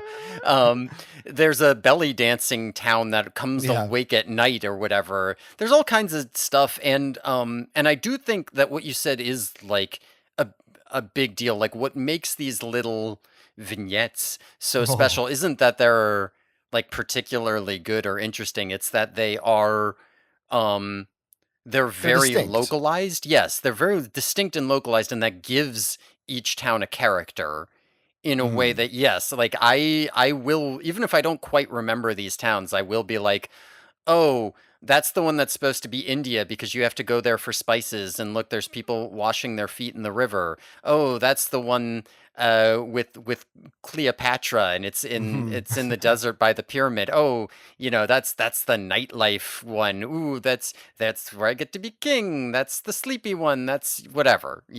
I will remember each of these towns. It's a step beyond just, oh, here I am. Where's the shop? Where's the inn? I'm leaving. Hmm. Yeah, yeah. The first couple towns of the game, which took quite a few hours because of all of the grinding, were very linear, and I was thinking like, is this game too linear? But it does open up a bit with the backtracking, and because of that, because really, what I like when it's more open and you can go around is, I brought it up. I bring it up a lot in these kinds of games. A sense of place, a sense that this is a real, actual world. Um, and the fact that each of these towns has a character to it really is like a big deal to me. I think in like one of the early Ultimas, I might have even said it in Ultima 4 too, as like if only if you could just literally just color code it a little bit differently where you're in different areas of the Right. map. And here it was like, yeah, I don't know if the overworld has that different character, but like I didn't walk through it more than once, right? I walked to the next town, and then if I wanted to grind, I'd walk in circles, and if I wanted to go to another town, I just fast traveled, right? The place is the town, not the map. I assume it sounds like you got so far as to get the ship.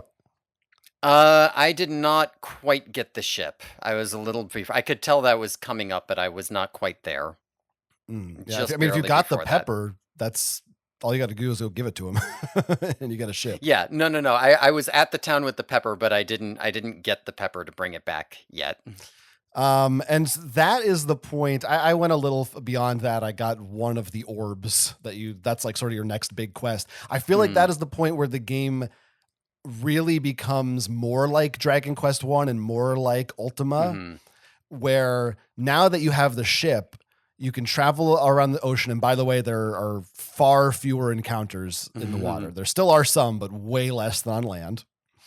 And it's much more like, whoa, you can go to this town, you can go to that town. They'll give you a clue about where to go here. But I like that the game kind of, the first half of it, more or less, is a more linear place-to-place journey. And then you get to a point where it's like, all right, now you have good levels, you have good gear, here's your boat. Go explore and figure the rest out on your own. Yeah, I would also have felt liked Yeah, to have go ahead. gotten to that point, but I just like I had put so many hours into it that I just didn't have time left to keep going. But I could kind of tell literally just from looking at the gear list. That is one of the problems with the gear list, is that I could look at it and I could be like, okay, so these gears all have like names. They're called like Thunder Staff or whatever. And if I just look to like a generic name, full plate armor, oh, I have the best of all of that. So that must mean that like it opens up after this kind Right. of. Time to go see some stuff. Yeah. I mean, I think that having played Ultima and Final Fantasy, you probably have a decent idea of what it feels like to be sailing around the world like that. It's because all these games are sort of intertwined in their DNA. I mean, you really do see a lot of. I feel like playing these Dragon Quest games amidst the Ultimas, you really see how much they took from Ultima and how these things, little by little, all these pieces came together. They borrow things from each other. The idea of like in Ultima 4, when you needed to buy keys, and in Dragon Quest 1, right, you had to buy keys to open doors. And that is another very nice change in Dragon Quest 3. You just have one key and you can use it multiple times. Yeah, you have no idea how pleased I was to get the magic key and be like, okay, let's try it on the thief store. Oh, hey, the magic key works on the thief's. I don't need this thief's key anymore. Get rid of it. Hell yeah. Great stuff. And then I also got the final key, which is what it's called, which opens every door. And now you can open jail cells. And there's like more warps and portals and stuff. You can go let Balcor out or whatever his name was. Did you ever use the vault? There's a place you can store items and money. So if you die, you won't lose your money.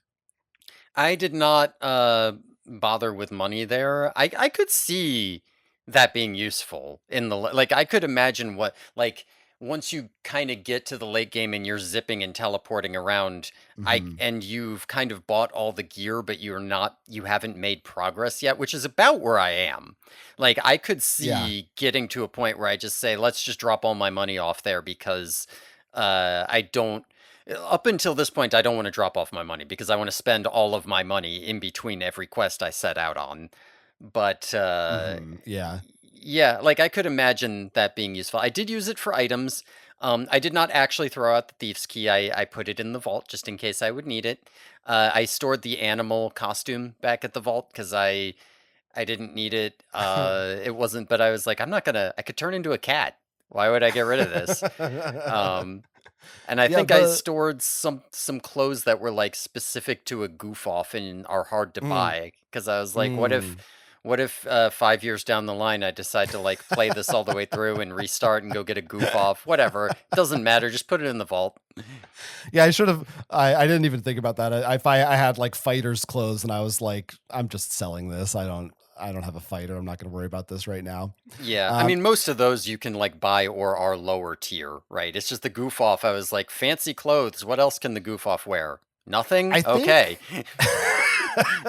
I think the game is pretty good about like the shopkeepers won't let you sell the keys, for instance. I don't know if they would even let you Mm, discard it if you tried. mm, But I found the inventory system surprisingly easy to use, considering it is another one of these games where each character only has 8 spots, and mhm. you have to like, it's tedious to like transfer them between characters. But all that being said, for whatever reason, like I never found myself out of space. I was never Yeah, like, oh fuck, there's an item, I don't have room for it. I managed it's that because the pretty chests well. were all bad. That's what, yeah, I guess that's why. I mean, Like, that is the advantage. I did like that I did not have to worry too much about it. and when once I had the heal spell and the return spell, I no longer felt like I needed to buy a ton of antidotes and medicine Hmm. herbs and Mm. wyvern wings, because I was I like, I'll just let my magic do that. Yeah, I always tried to have a wyvern wing and like 3 medicine herbs just in case, because I was like, what if Yeah. somebody dies? Right? Yeah. And, like I this is why I would have loved to have like 1 revive herb. Like just the ability to get past a low roll would have made me so much more confident in going out there unprepared. Um yeah, but like, I mean, my inventory by the end there, I was just like, yeah, I pretty much never head out with fewer than 4 fairy waters because I don't want to take a step without that. I'm spamming these everywhere. Weirdly, I never really did that. You know, as someone who Mm, hates random battles, I like a couple times I did, but mostly I was like, I don't want to. I just don't feel like spending the money on it. I'll they're just fight the 20. fights. They're 20 gold. Man, Eh, that's so worth it. but I gotta like go to the shop. I'd rather just do the fights. I'm gonna end up in fights anyway. It's almost like the River City You like ransom thing. random battles, John. I think you No, like them. shut the fuck up. Shut the fuck up. I don't want to hear that shit from you. Another thing I'll say, while you were spending 5 hours grinding at the pyramid, I was the Chad manual reader, and it tells you Mm, there's a secret item in the basement of the mm, of the pyramid, which I had to look up exactly where it is, because it's literally there is no way you would know this unless you read about it in Nintendo Power. Because even though the mm. guide says, "Oh, there's a secret door in there," it's literally one square of the basement you have to use search on that opens a staircase. And I was like, I am not going to sit here and try every square of Okay. the basement. I'm going to look this the fuck up. Okay, I did. I know what this is because I saw it in the list of equipment as a thing that exists in the pyramid somewhere that I didn't Got find, it. and I was like, "Fuck it, I'm Yeah, not so searching every chest." it's this golden claw that lets you it makes it so encounters happen way more frequently. Hmm. Which is like, why the fuck would you want this? But it sells Hmm. for like 11,000 gold. Mm. So I I did that just to get most of my money to buy Yeah, my best gear. I could see that as a way to speed up, but I would have But been there's enough places to very grind yeah. already. You don't need that. Yeah, but grinding would go so much faster if there was an encounter every tile. But then you got to deal with like putting the item away again every time you do it. Like, what a pain in the ass. Like, it's not Yeah, like you well, you'd equip never it. look at it. It Yeah, has to be like, if it's just on your yeah, person, yeah. it's always active. Yeah, so It's annoying. you just fly back to what is Annoying. it? And I don't put it want to in the do it. vault. Yeah, you never well you would only have it would be like a thing for later. Like if I ever decided I I needed to grind guess. out a character up to full or whatever. Yeah. You know, I mean it is listen, this is one of those like hoarder things where it's like it's a unique item. I want to keep it. What if I ever wanted? I wouldn't, but what if I did? I'll just put it in the vault. Yeah. Not me, baby. Not me. What else about this game? We've covered the combat, the story, the graphics, the random battles. I think we've pretty much done a good job on it. What do you think? Um, yeah, I think probably so. Probably so. Oh, uh, I mean, we did already cover this, but I do want to just Oh, say, actually, like, yeah. I Go do ahead. have Go a ahead. question here. Yeah, yeah. The like, so there is the bikini you can put on to put your female characters in a bikini, and that did make it through to the NES. There's a whole belly dancing town with like guys cheering them on and getting drunk at night and being Uh-huh. like, "Woo, I love you, Vivian," I think is her name. And I know in the original Dragon Quest they had the whole puff puff thing. So Uh-huh. here's my Yeah, yeah. question. Yeah. Was this hornier in the original Japanese? That I do not know, but there is. Did you go into the secret room with the lady and do the thing? Yes, I did. Which I get. That's kind of this game's version of the puff puff thing. Mm. Is you like there's like a lady and she's like, one of you come alone with me to my bedroom Yeah. and I'll tell your fortune. Yeah. And you're like, whoa, this is saucy. When you come back out, the rest of your party is like, I don't want to hear about it. Except something weird for me, I ended up putting my fighter first in line because he had the most health. But like my character, who I named Quence, I actually named him QNCE because you only see 4 letters in battle. But then I felt like I was getting cucked in my own game where I was like, my character is not the lead of the party. I was like, this is kind of weird. That didn't happen to me because my lead was also a soldier, but it was a chick. And I went into the town and one of the people there was just Can you like, say chick? was just like, hey, what's up? And I was like, I wonder if it's different if it's a dude. So I switched to myself and she was like, hey there, cutie. And I was like, oh, it is different if you're a dude. So by the time, yeah. But anyway, the point being that when I went to this fortune teller lady, I was still at the lead of my party, so I did not get cucked. I was not specifically referring to this moment. I wasn't using the sexual cucking. Yeah. I meant in general throughout the whole game. It was like the character named after me was second in command. Is not doing the talk, yeah. Which felt sort of odd, but sure. Like he's the hero, but it just made more sense because the first character is more likely to get hit. Right. Yeah. No. That is a little bit weird that the hero isn't talking to everybody and using it like you. If it was like a consolidated party where it was just your hero, I do like that your whole party displays in the overworld. I mean, that's one of the things I like about this game, that your party, there are different sprites for which gender you are and which class you are, and that you can change into like a king, you can change into an animal, you can do like, I like that. But yes, it would make more sense to just have your main character lead the party. And I do think it would be kind of boring if the hero were just the damage sponge to make that make sense. So I don't know. I think this is probably fine, but just let it be separate. Like my character should be in front on the world map, but that doesn't mean that that's their position in the fights. I mean, it doesn't really matter. Is that confusing? Because then you don't know what. I'm not fucking confused. That's my main guy. That's who I am, and then we start fighting, and it's like, you get in front. Like if you're playing D&D, the strongest character isn't necessarily like the most, right? The protagonist of the story, right? I don't know. Yeah, I guess that's true. I was thinking like that gives you a visual indicator of how your team is set up, but I never reordered my party, so it didn't matter. I didn't need I didn't need to keep track of it because it never changed. So.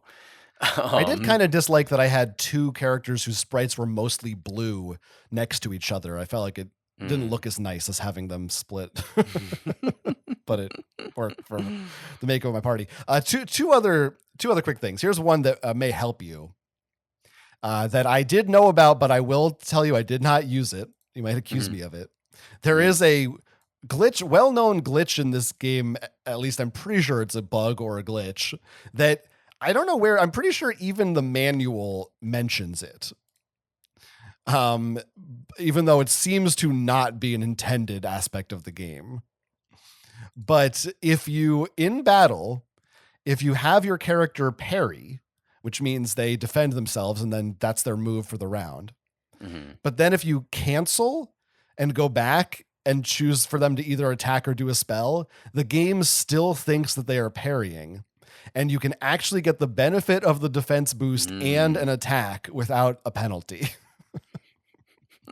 So if you are ever frustrated and are like, fuck this, and you want a little boost, you can do that with 3 of your 4 party members because the last one will end the selection process. And like I said, I'm not sure where this is, but I'm pretty sure even in the manual itself, they suggest this. So it's not like a secret thing. If you had this game, that's weird. you might have learned this from reading the manual. This is why I'm saying, like, I don't think the developers wrote this because I think this is, guys who Yeah, played yeah. this and were Why like, would you do that intentionally? right. Kind of funny. Here's my other I want to have a hot take before we close out. I made a decision. Falling asleep, sleep spells in RPGs, they should be eliminated. I've decided I'm fed up. Any kind of spell that the effect is simply your character doesn't get to take their turn is bad. Same principle as playing board games in real life. If there's a lose a turn card, that's bad game design. Because if what you're telling me is while I'm playing this game, I now get to do nothing, then that's not fun. It's actively unfun. When my whole party ends up asleep, and I have to like run away or use spells or whatever, and I can't because maybe they're all asleep and I just got to sit there and wait. That actually sucks. And I'm taking a stance against it. And I think it should be done away with. Yeah, it's hard to say. I don't know, because I don't disagree with you on this point necessarily. Um, I actually, in some ways, find it even more annoying to have like accuracy drops on your team. Like, it's more annoying to Yeah. have to click through to do nothing than. But on the other hand, like I don't know, like there is some strategy to that. Once you can start being like, well, I'm gonna lead with a stop spell chant or whatever, so that they can't do that. I don't know. True. But I would Um, rather make me do that for some yeah. other kind of spell. Just like there's other ways if you want to make it challenging and strategic, that's not that. I just Mhm. don't like it. I just don't care for it. Yeah, you're not wrong. I mean, they give you the wake spell and stuff.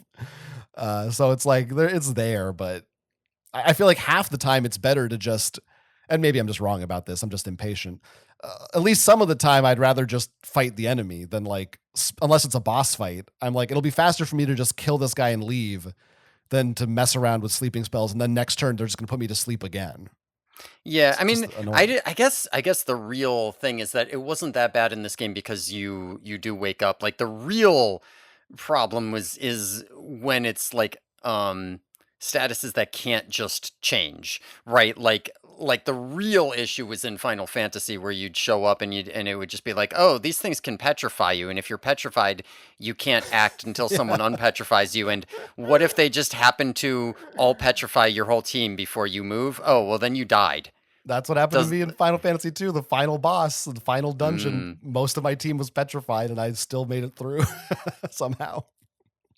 That It was was the terrible. thing that got me in. I want to say it was one, but maybe it was two. My party was just walking around, and a bunch of like chimeras like did the thing where it's like, oh, they get the jump, they act first. Your whole party's petrified. You're dead from full health and full MP. That happened to me. Like, it was one of those that did happen to me. My opinions about this are kind of weird because I have to tease out. I have very strong opinions on things like this because of freeze and sleep in Pokemon, but I have opinions about them in a competitive context and not in an in-game context, because in-game Pokemon is easy and it doesn't matter. So it's hard for me to like tease that out because this is different. I Yeah, don't know. I gotta think I about think it. it's like we'll get to this at some point, but I think it just the presentation of Pokemon and what those games are Mhm. doing with the battles makes it completely separate from Mm. this kind of Yeah. game to I me. mean, I will say this, in a competitive context, sleep is currently banned in Gen 9 Smogon OU, and I agree with that. They're with me. They're on my side. So, All right. uh, Well, before everyone listening falls asleep, I think it's time that we give our final thoughts and IGN ratings to Dragon Quest III. Is it a game over or a continue from 1 to 10? We're gonna rate it again. Ratings. Well, um, yeah, so, I mean, I like this one. The last Dragon Quest, I did not give that great of a score to, and I do think it was for similar reasons, that it was overloaded with grinding. This is clearly a lot better than the last Dragon Quest. Um, I do really like the characters. I love the sense of place. I love all the little guys. I like the spells and the combat. There's a lot.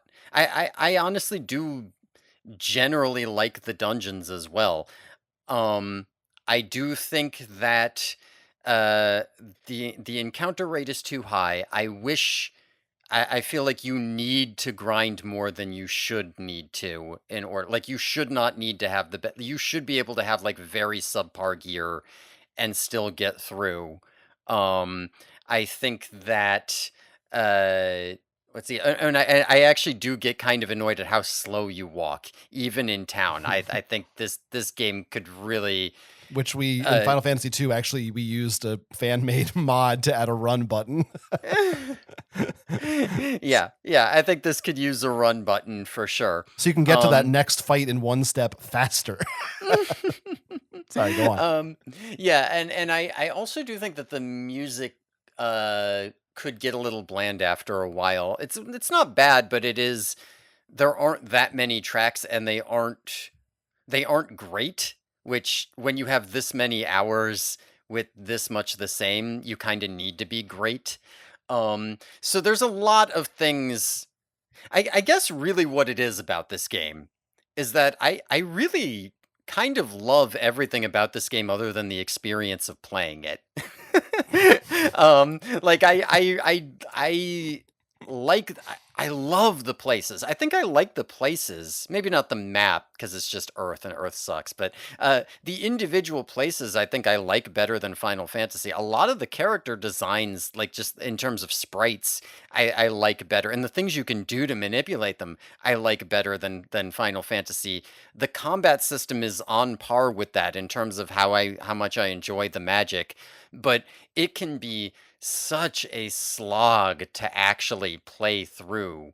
That on the whole, I don't think it's quite reaching that level. Um, I think that I'm going to give Dragon Quest 3. I'm going to give it an 8.3, which would tie it with Ultima 4.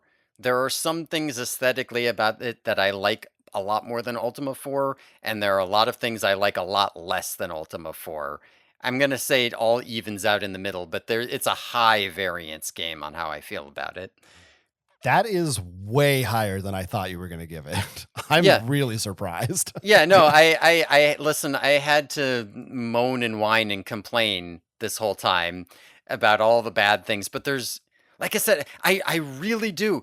Other than actually having to sit down and play it, I really love everything about this game. Like, I feel like when I'm not playing this game, it's a continue because I'm like, I want to see the next town and look at my cool characters. And then when I'm playing this game, I'm like, this is a game over. Why did I want to do this again?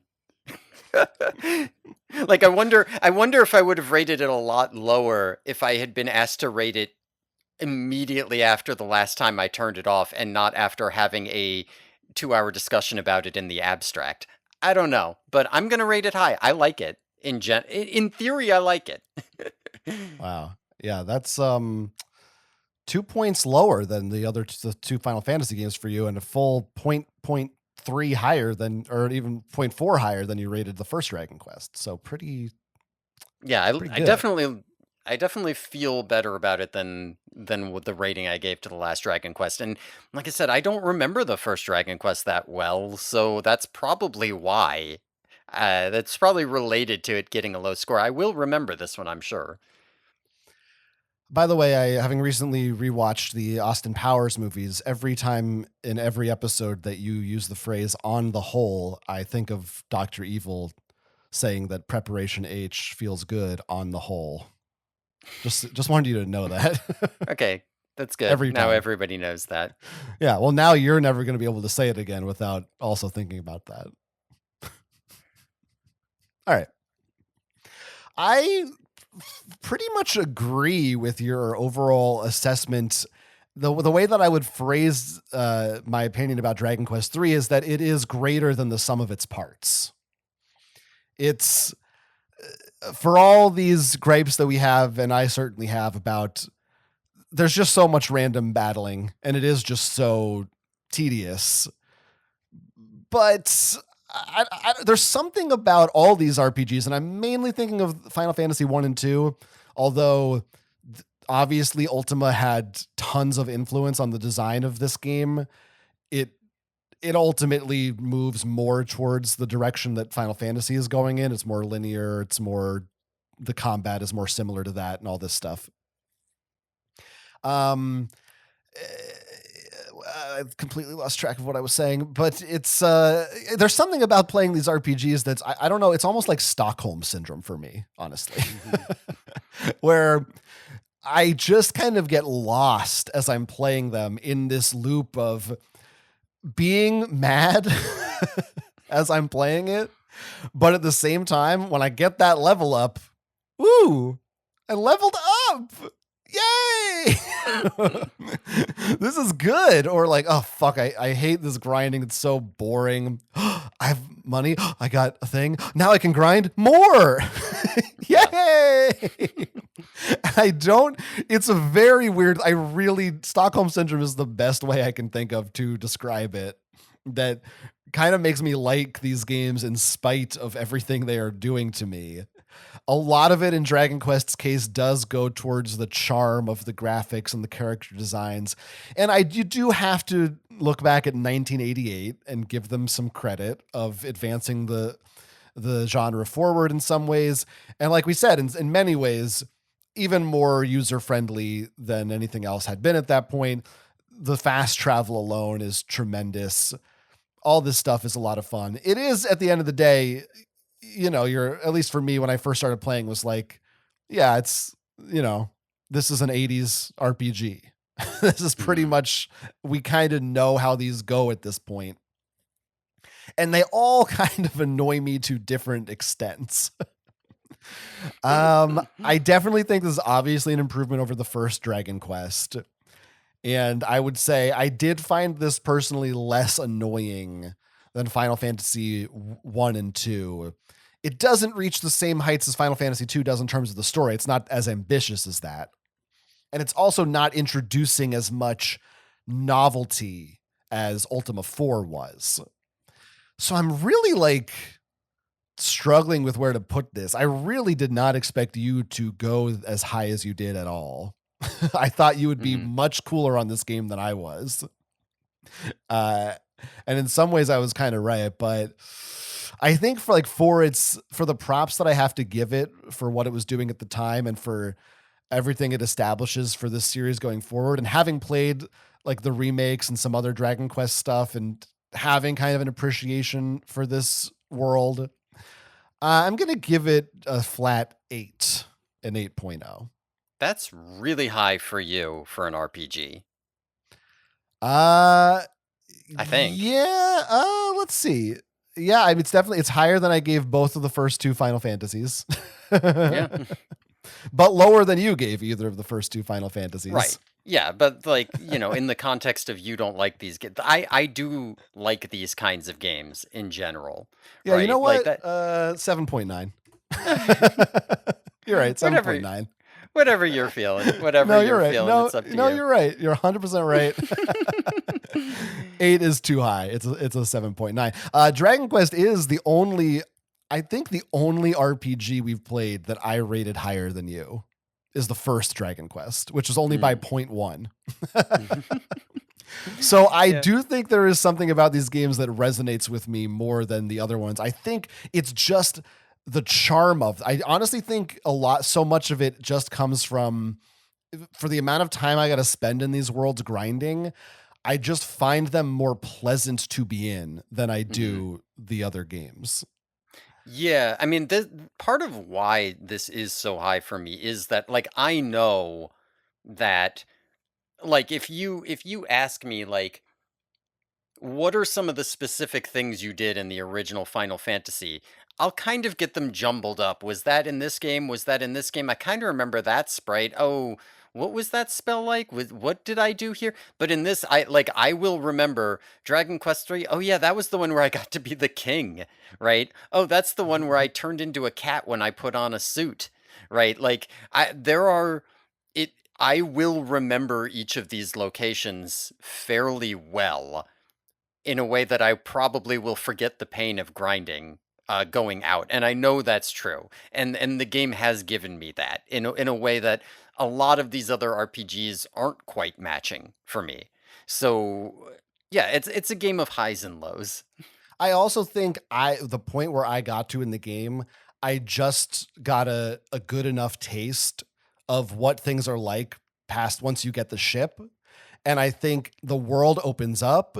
The areas you get to go to, everything becomes more interesting. You have this final key, so you can open every door. There aren't as many encounters all the time because you get to use the ship, which avoids a lot of fights. And like I'm in a place where my characters are well leveled, and I'm really digging into the spells and all these things that I now understand better, having played longer.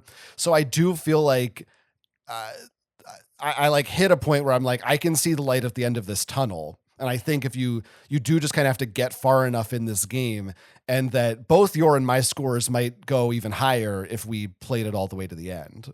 That is fully possible. See, right now I'm just hearing what you're saying is making me want to play it, and I know if I go back to it, I'll just immediately get pissed off and be like, "Why am I doing this again?" No, you're gonna go get the But I ship. want You're to like see right it. there. If you're like right at I the am ship, like you're right gonna be there. I golden. am basically right there.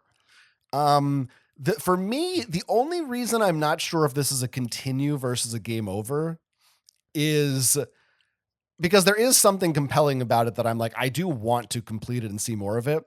However, I do know there is a Dragon Quest 3 remake, and I played the 1 and 2 remakes and thought they were really good. And I can extrapolate from having played this and having played the NES Dragon Warrior how many improvements there are and how much bigger the story is and how they expand and all these things while still retaining all the things that I love about it. So I'm like, I don't know Yeah. why I would necessarily make myself play this other than just for the sake of being able to say, yeah, I did it. I beat the original one, when I know there's this way better version of it that's modern and pretty and new that's sitting right there for me. Yeah. Yeah, I mean, I can imagine, like, there were some bits of clunkiness with, like, the menuing, right? Where it's like the game could maybe use an interact button as opposed to like a talk search. Some of the things where it's like if I want to look at these items and then I want to back up to like the last screen, it like there's not a backup, you just close out. So if I click the wrong thing, I have to go through it again. And it was never really a pain in the butt. It was very like easy to work with, but it was a little clunky and not quite modern in ways that weren't really worth talking about, but like I could see little quality of life improvements to just that sort of thing also going a long way. I don't know. Yeah. I mean, so many, having played the 1 and 2 remakes, they just have a lot of the same features. And like, there's an option in the menu to that will automatically like use your heal spell on every party member. Like, or Mm, like it's not a different heal spell, but the game will know this is how many MP it would take if you just did it, and we'll just do it for you. So you don't have to go select each one at a time separately, which is annoying every time you do a fight. All yeah. these little things are, making it so there's a bank in every town. So you don't have to go to like the one town to retrieve your money or Mm. whatever. Um, I wonder if uh, that even matters because it's so easy to fast travel, but maybe it well, does. Well, here's the other thing that remakes do is every time you die, there's an option to just restart. And so you basically, there's like auto save everywhere. So you never really have to worry about dying Mm, ever. So that's another pretty huge quality of life change. You're much less worried about getting killed all the time. I remember playing the remakes and having that return spell, which I'm not sure if it was, I don't think it's in the first Dragon Quest. Maybe they added it in two. But I remember thinking at the time, wow, this is such a crazy quality of life thing that I can just always fly to the town with the cheapest inn and then immediately fly somewhere else and I never have to worry about it. I mhm, think maybe in those games it doesn't cost MP. I think that might be the what makes it mm. really crazy. Yeah, But because I even was gonna then, say, but like the even then, like difference it's between here. yeah, It's like yeah, no, intact it's here. yeah, no, it's good. But it's interesting because like yeah, it's great, but it is almost like okay, I could spend 50 gold to stay at this inn, or I could stay at my mom's house for free, but Right. it would cost me 8 MP. 16 because I'd have to fly there and back, and 16 MP is worth more than 50 gold, so fuck that. That's not how I think of it. Well, also, I would stay at the inn because I'd immediately want to refill my MP. Oh, I also did get an item that can refill MP. Did you get that? I saw that it existed, but I did not get it. I But I had to. wasn't I read hurting this in the for it. guide. It's a ring. You have to go somewhere at night, but the thing is, every time you use it, there's a chance it gets destroyed. So I it's see. not perfect, but it's something. That's another thing. I think like the remakes have items and stuff and spells that let you recover MP, and they're just Sure. much smoother experiences because they are designed for modern audiences. Listen, I just need a super expensive revive. I just need to be able to have one revive on me at all times, and I'll be happy. All right. Anyway, That's what we think about Dragon Quest III, but I wonder, what did folks have to say about this game back in the day? Let's find out. Retro Review Corner. So, I actually don't have too many reviews this week because, like we kind of said before, this game was not very popular in North America. While it was a huge hit in Japan, nobody really cared about it over here. And by the time it came out, everybody had moved on to more advanced hardware. Now, Japan loved it. Famicom gave it their best scored game of the year. It won Game of the Year that year. It was nothing but accolades. And this was basically the one that made this series the biggest series ever in Japan. I said it in my intro, but like, there was it's not true, but there was like an urban legend that the government made it illegal for a Dragon Quest game to be released on a school day because so many kids skipped school to go buy it, which is a really crazy thing. I do have one review here from GamePro magazine. And their conclusion, they say, the overhead scrolling graphics, sound, and music make the cut, but don't break the mold. All in all, Dragon Warrior 3 does a great Ultima impression, as did the earlier games in the series. Don't hesitate to get your sword polished and your shield buffed. what the? And then, no, you made that up. You what made they that say. up. That's No, what it no, says. no, doesn't say that. And then help Erdrick and company look for some new blood. So it's interesting that they were like, oh yeah, these games are Ultima clones. And again, like by the time this came out, these graphics would have been just really, people were like, what the fuck is this? I don't need to see this. But anyway, that's pretty much the divide. It was a long time before America caught on to what the people like. Honestly, I don't think really until the last 5 or 6 years did it really start to make headway in America with like Dragon Quest 10, 11, and now the remakes that are coming out have been very popular. And now I feel like the series, especially with Final Fantasy now having fewer and farther between releases, I think the Dragon Quest series visibility in American gamers' mindsets has become much higher now, and even competing with Final Fantasy, whereas throughout the 90s and 2000s, nobody really cared about any of these. Yeah.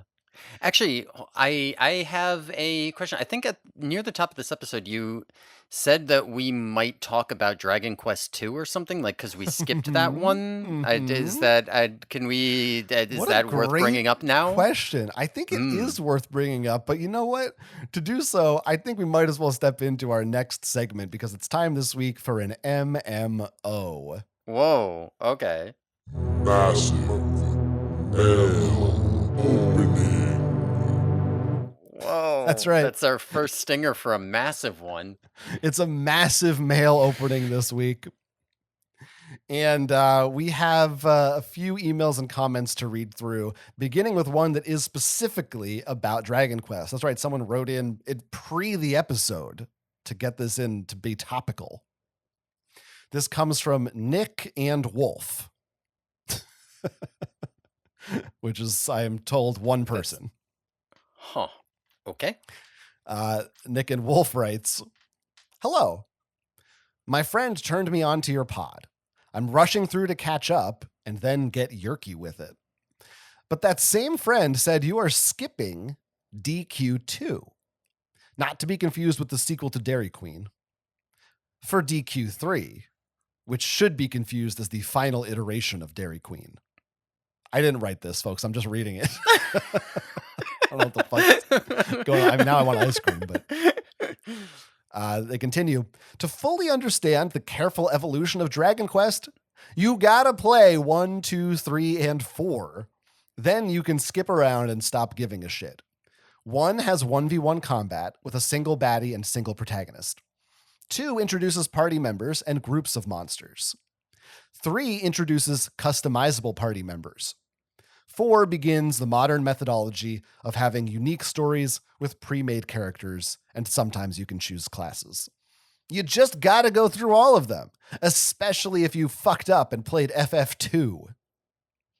With love, Nick and Wolf, parentheses, a singular entity, no, not a furry. Yes, read this out loud. So I feel like we understand Dragon Quest II now because you explained it to us, so we don't really have to do it.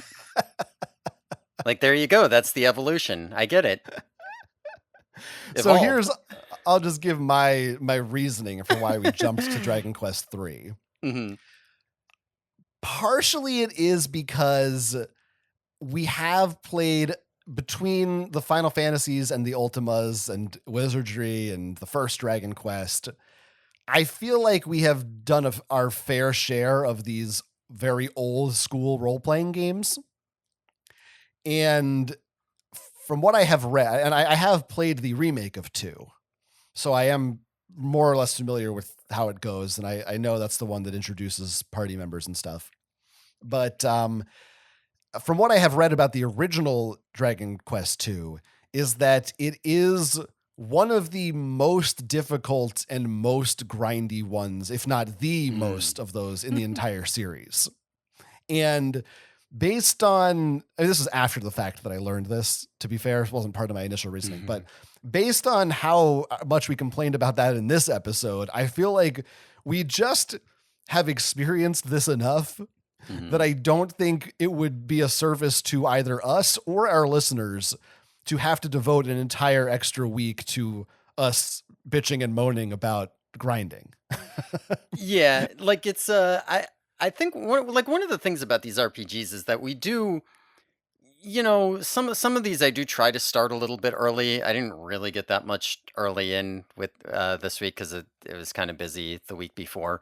But the thing about these is that we do a game a week.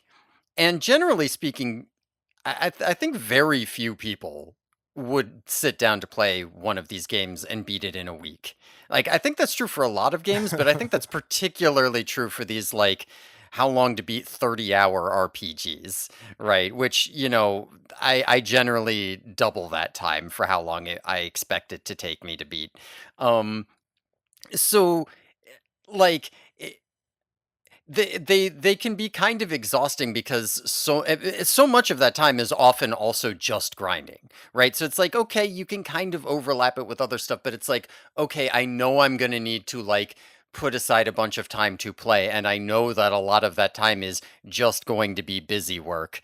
And that's true even with the ones that I like where I don't have a problem with how much grinding it is. Putting RPGs in the schedule is a little bit exhausting and kind of needs to be spaced out so that you're like, okay, we need to put some like small games on either side of it, so that you're not overexerting yourself every week.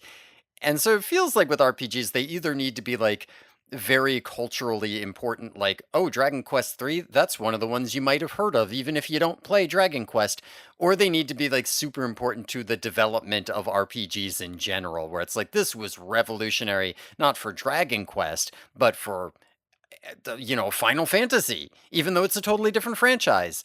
Otherwise, it is kind of like, do we need to, though? Because we'll have to find a spot to put that in. Yeah.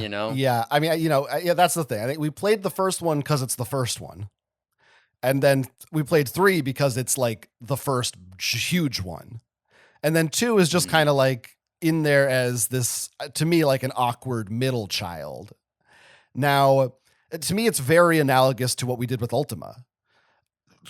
Ultima, a few of the things that were in Ultima 4 were introduced in Ultimas 2 or 3.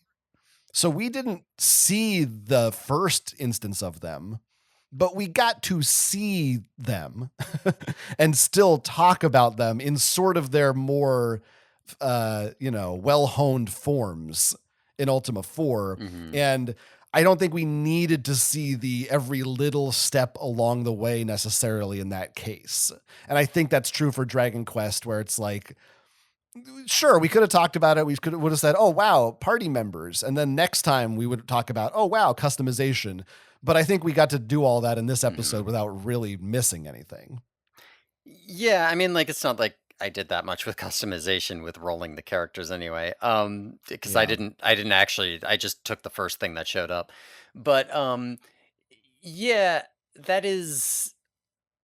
I mean, the other difference between this and Ultima, of course, is that we asked the Ultima community which Ultima should we play, and the response Right. was, if you really wanted to, you could play 4. Anything else? Right. Maybe 7 if you must. Right. Whereas Well, this is now like, we've why heard didn't you you play must- 2? Now we've heard you must play 5 and 6 also, but Okay. Listen, if people show up and that's what they want to hear, we'll find a place to do it. I mean, but, this is the partial truth is, if Nick and Wolf had written in 2 weeks ago, I might have listened to them. Maybe, probably not, but there's a chance. Or if like multiple people had said this in the comments somewhere, but we put out the first Dragon Quest and nobody said anything. I think in that first episode, I even said we'll probably skip to 3 next.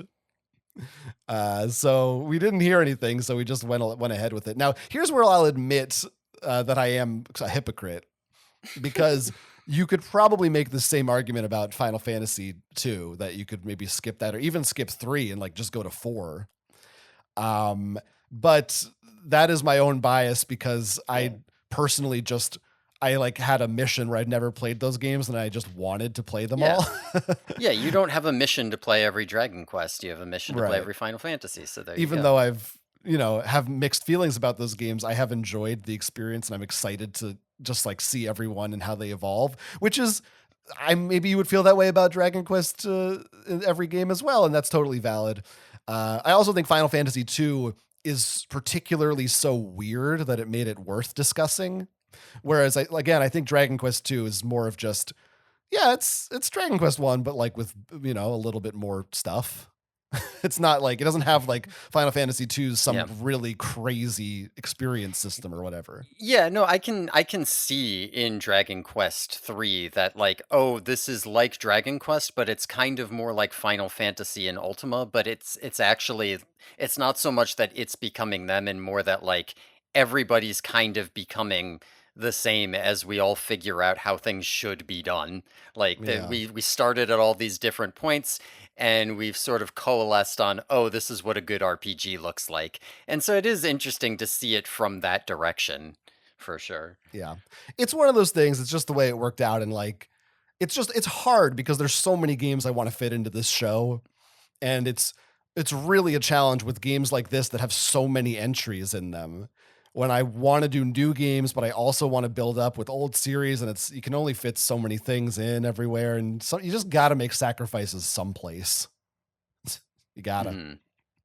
I mean, people can let us know. Nick and Wolf says, just go to 4 next. I honestly didn't have more Dragon Quests currently on the schedule. I didn't really know when or how we would return to this series, but I don't know. We got one vote for 4, I guess, unless he wants us to go back to 2.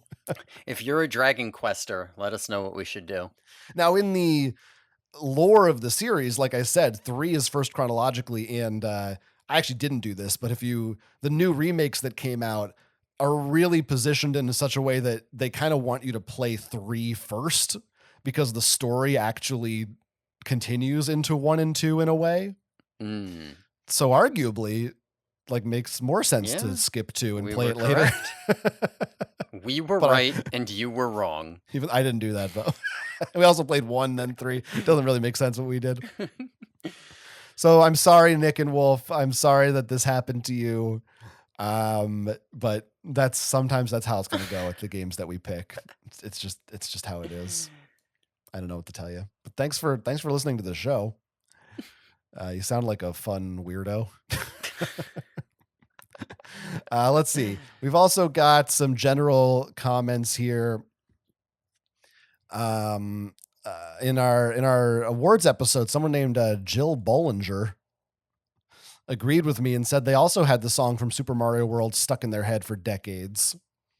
And they recommended there's a video, songs you didn't know had lyrics, Super Mario World. And you can get, is that like a Brental Floss thing maybe? I know he does that.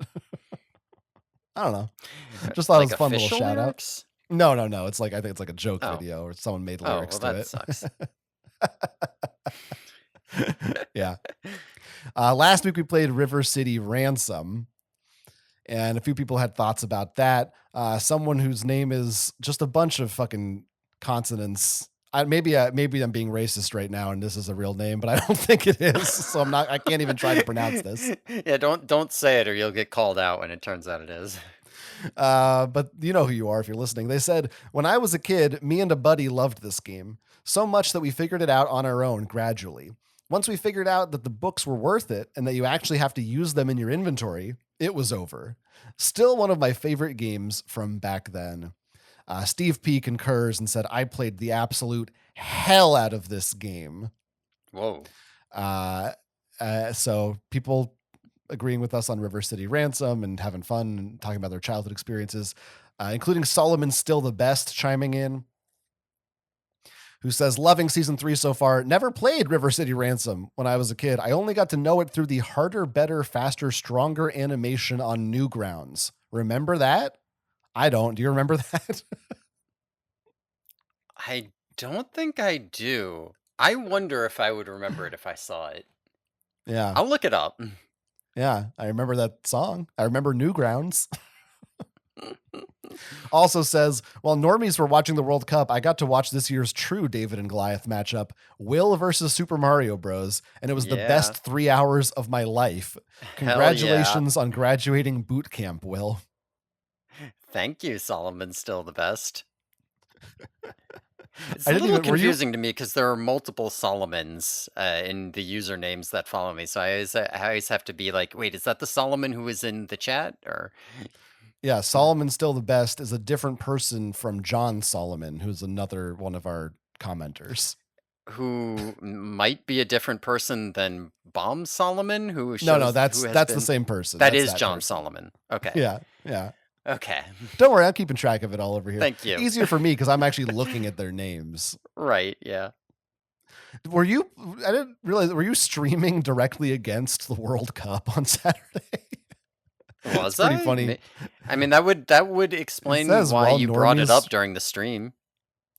Right. Yeah. It said while normies were watching the World Cup. So you were the counter programming. No wonder my viewership was so low. It's actually pretty high for me. Yeah, it was a big day. We got another one more email here. This one comes from, let's see, Steven, I think is how you say this one. Steven has a message, subject line timing. Here's what he has to say. Hey, bad boys. After watching Will's Mario 64 gameplay, that's on our Worse with Games YouTube channel, by the way, folks, if you want to check it out, and hearing some of his comments about River City Ransom, that video of us playing that together is also on our Worse with Games YouTube channel, by the way, if you want to check it out. I'm starting to see that he seems to have an issue with timing. With the big bully in Mario 64, he really couldn't tell why certain hits were connecting and others weren't. And he cited similar issues with River City Ransom about how when he and an enemy hit each other at roughly the same time, he couldn't tell why he sometimes hit the enemy and sometimes didn't. And while John did identify the issue as timing, I think that he completely failed at coaching Will with any useful advice.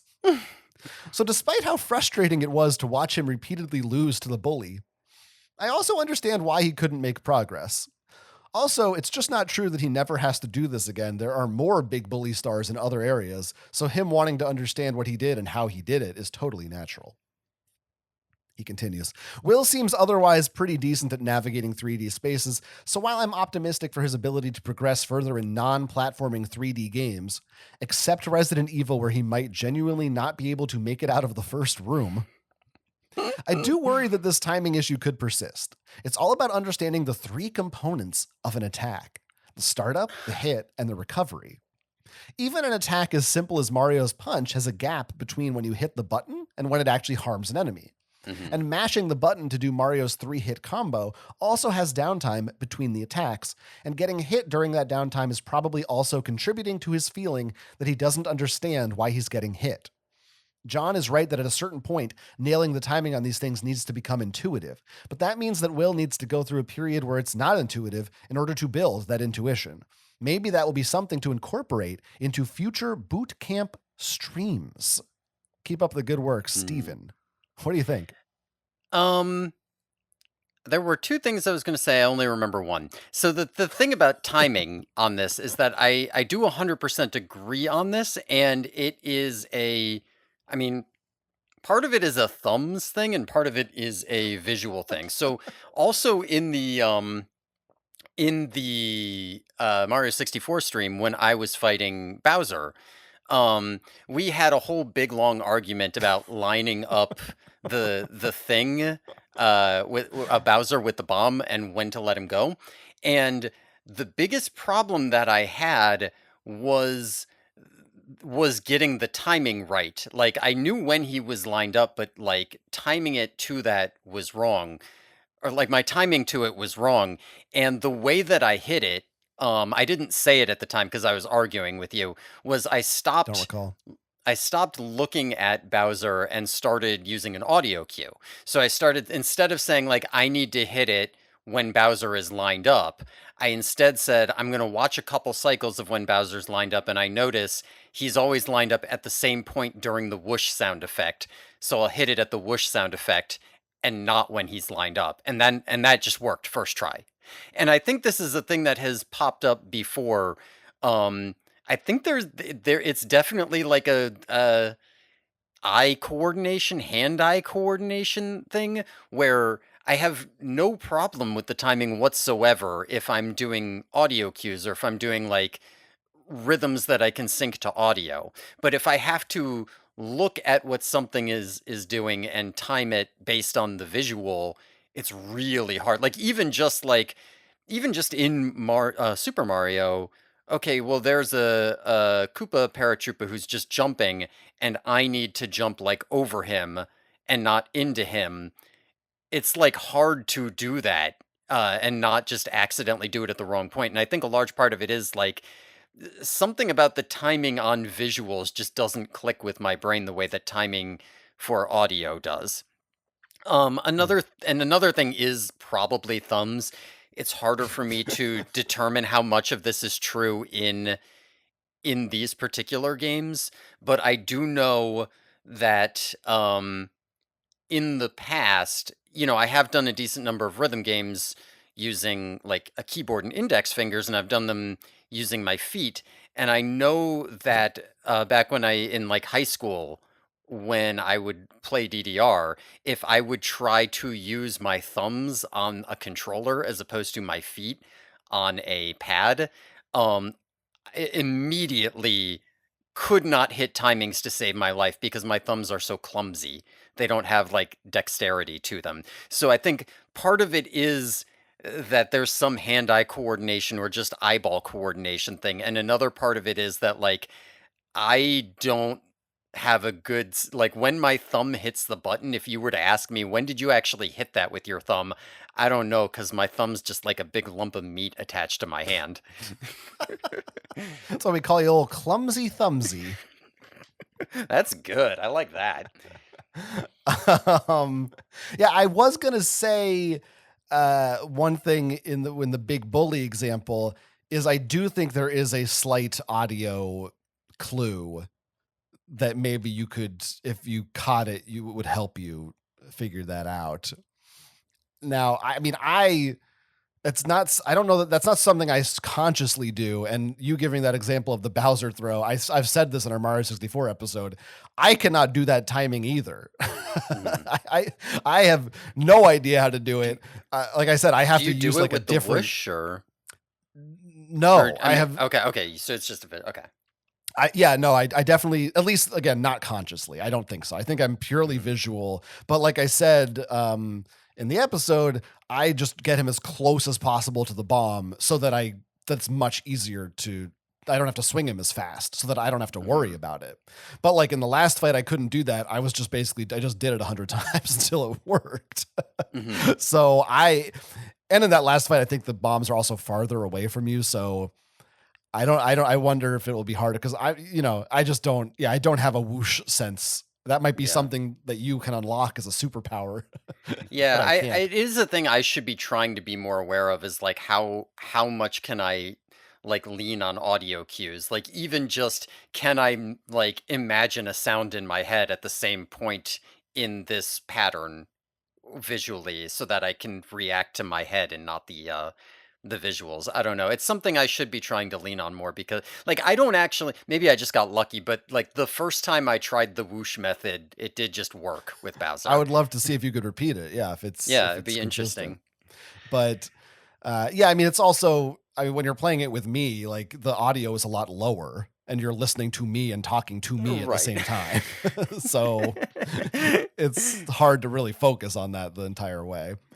And and sometimes it's hard for me to, this has come up before, I'm sure it's hard for me to coach for quote unquote for things where it's like, how do I teach someone how to walk? Like, it's just something that I do intuitively that I don't even, I'm like, what do you mean? Like, you just move Yeah. or hit it at the time. And it's Yeah. hard for me to even understand. No, legit. I listen, I've said it before and I'm not even kidding. I don't necessarily think you would make a great coach and I think that is part of it. Part of it is that you do a lot of things intuitively and when asked how you say you just do it, I don't understand. You don't do the thing that I do where you ask, what were you doing there? And then I go on a 30-minute rant about like the exact angle my thumb was at or Oh my whatever. God. But that's the sort of thing you kind of need to be doing if you want to explain a simple action to somebody who just doesn't get it. Yeah. I just think most people are smarter than you. I think this is a special case. Also, I take issue with.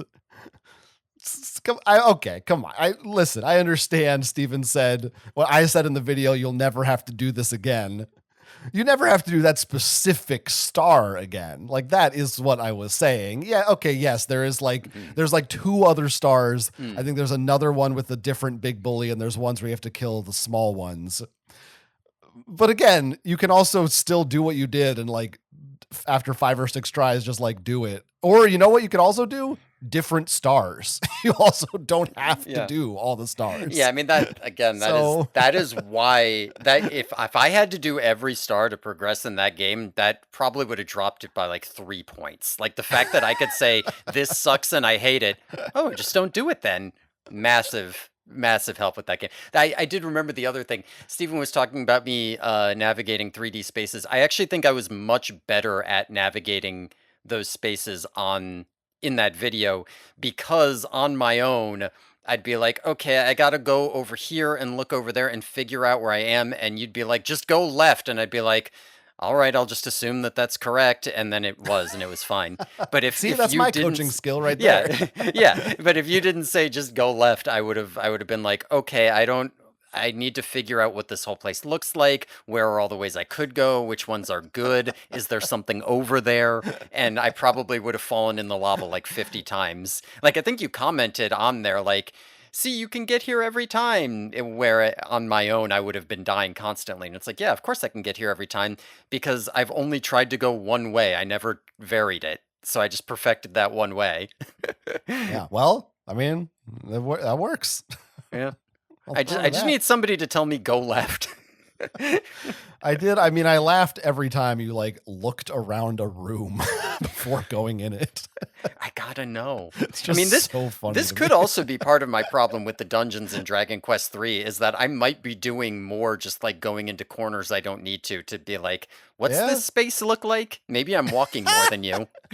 But did you do that in Final Fantasy also? I feel like Yeah, I don't there's know. like more of a B. I don't know. I just find the beeline and Yeah, it wouldn't have been different between the two at any rate. So I don't know.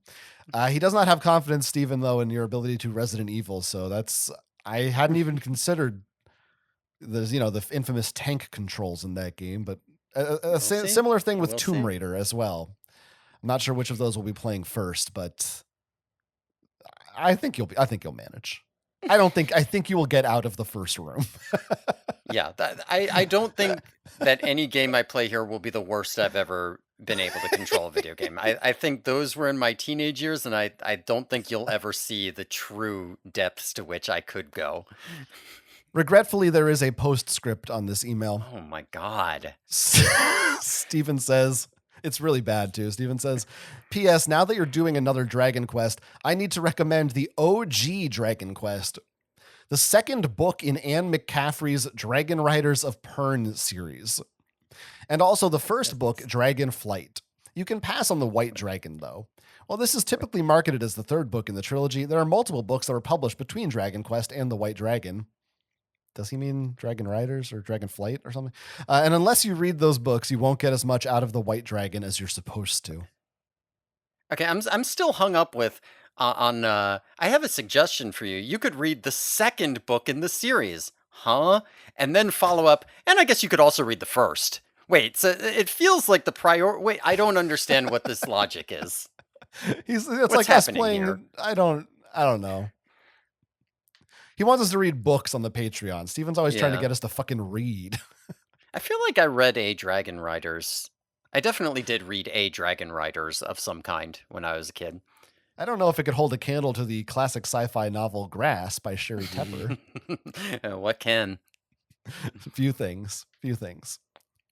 Thanks for all the emails. If you want to give us your comments or thoughts about Mario 64 or Dragon Quest, the series, or anything else, badwithgamespodcast@gmail.com is where you can go to do it, or you can leave a comment on YouTube. We also want to remind you to check out our Worse with Games YouTube channel, which is a different YouTube channel than the main one. We've got videos of us playing Mario 64 and River City Ransom together that are a lot of fun. And patrons got those videos early at patreon.com/badwithgames, where this week we will be watching the movie Alien 3, which is cool. Alien, as I call it.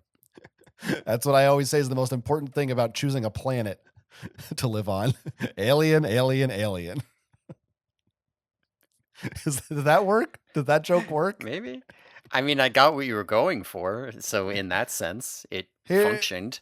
Here's where we go next week for our main show. We are, well, let's just say we're going to be shifting gears.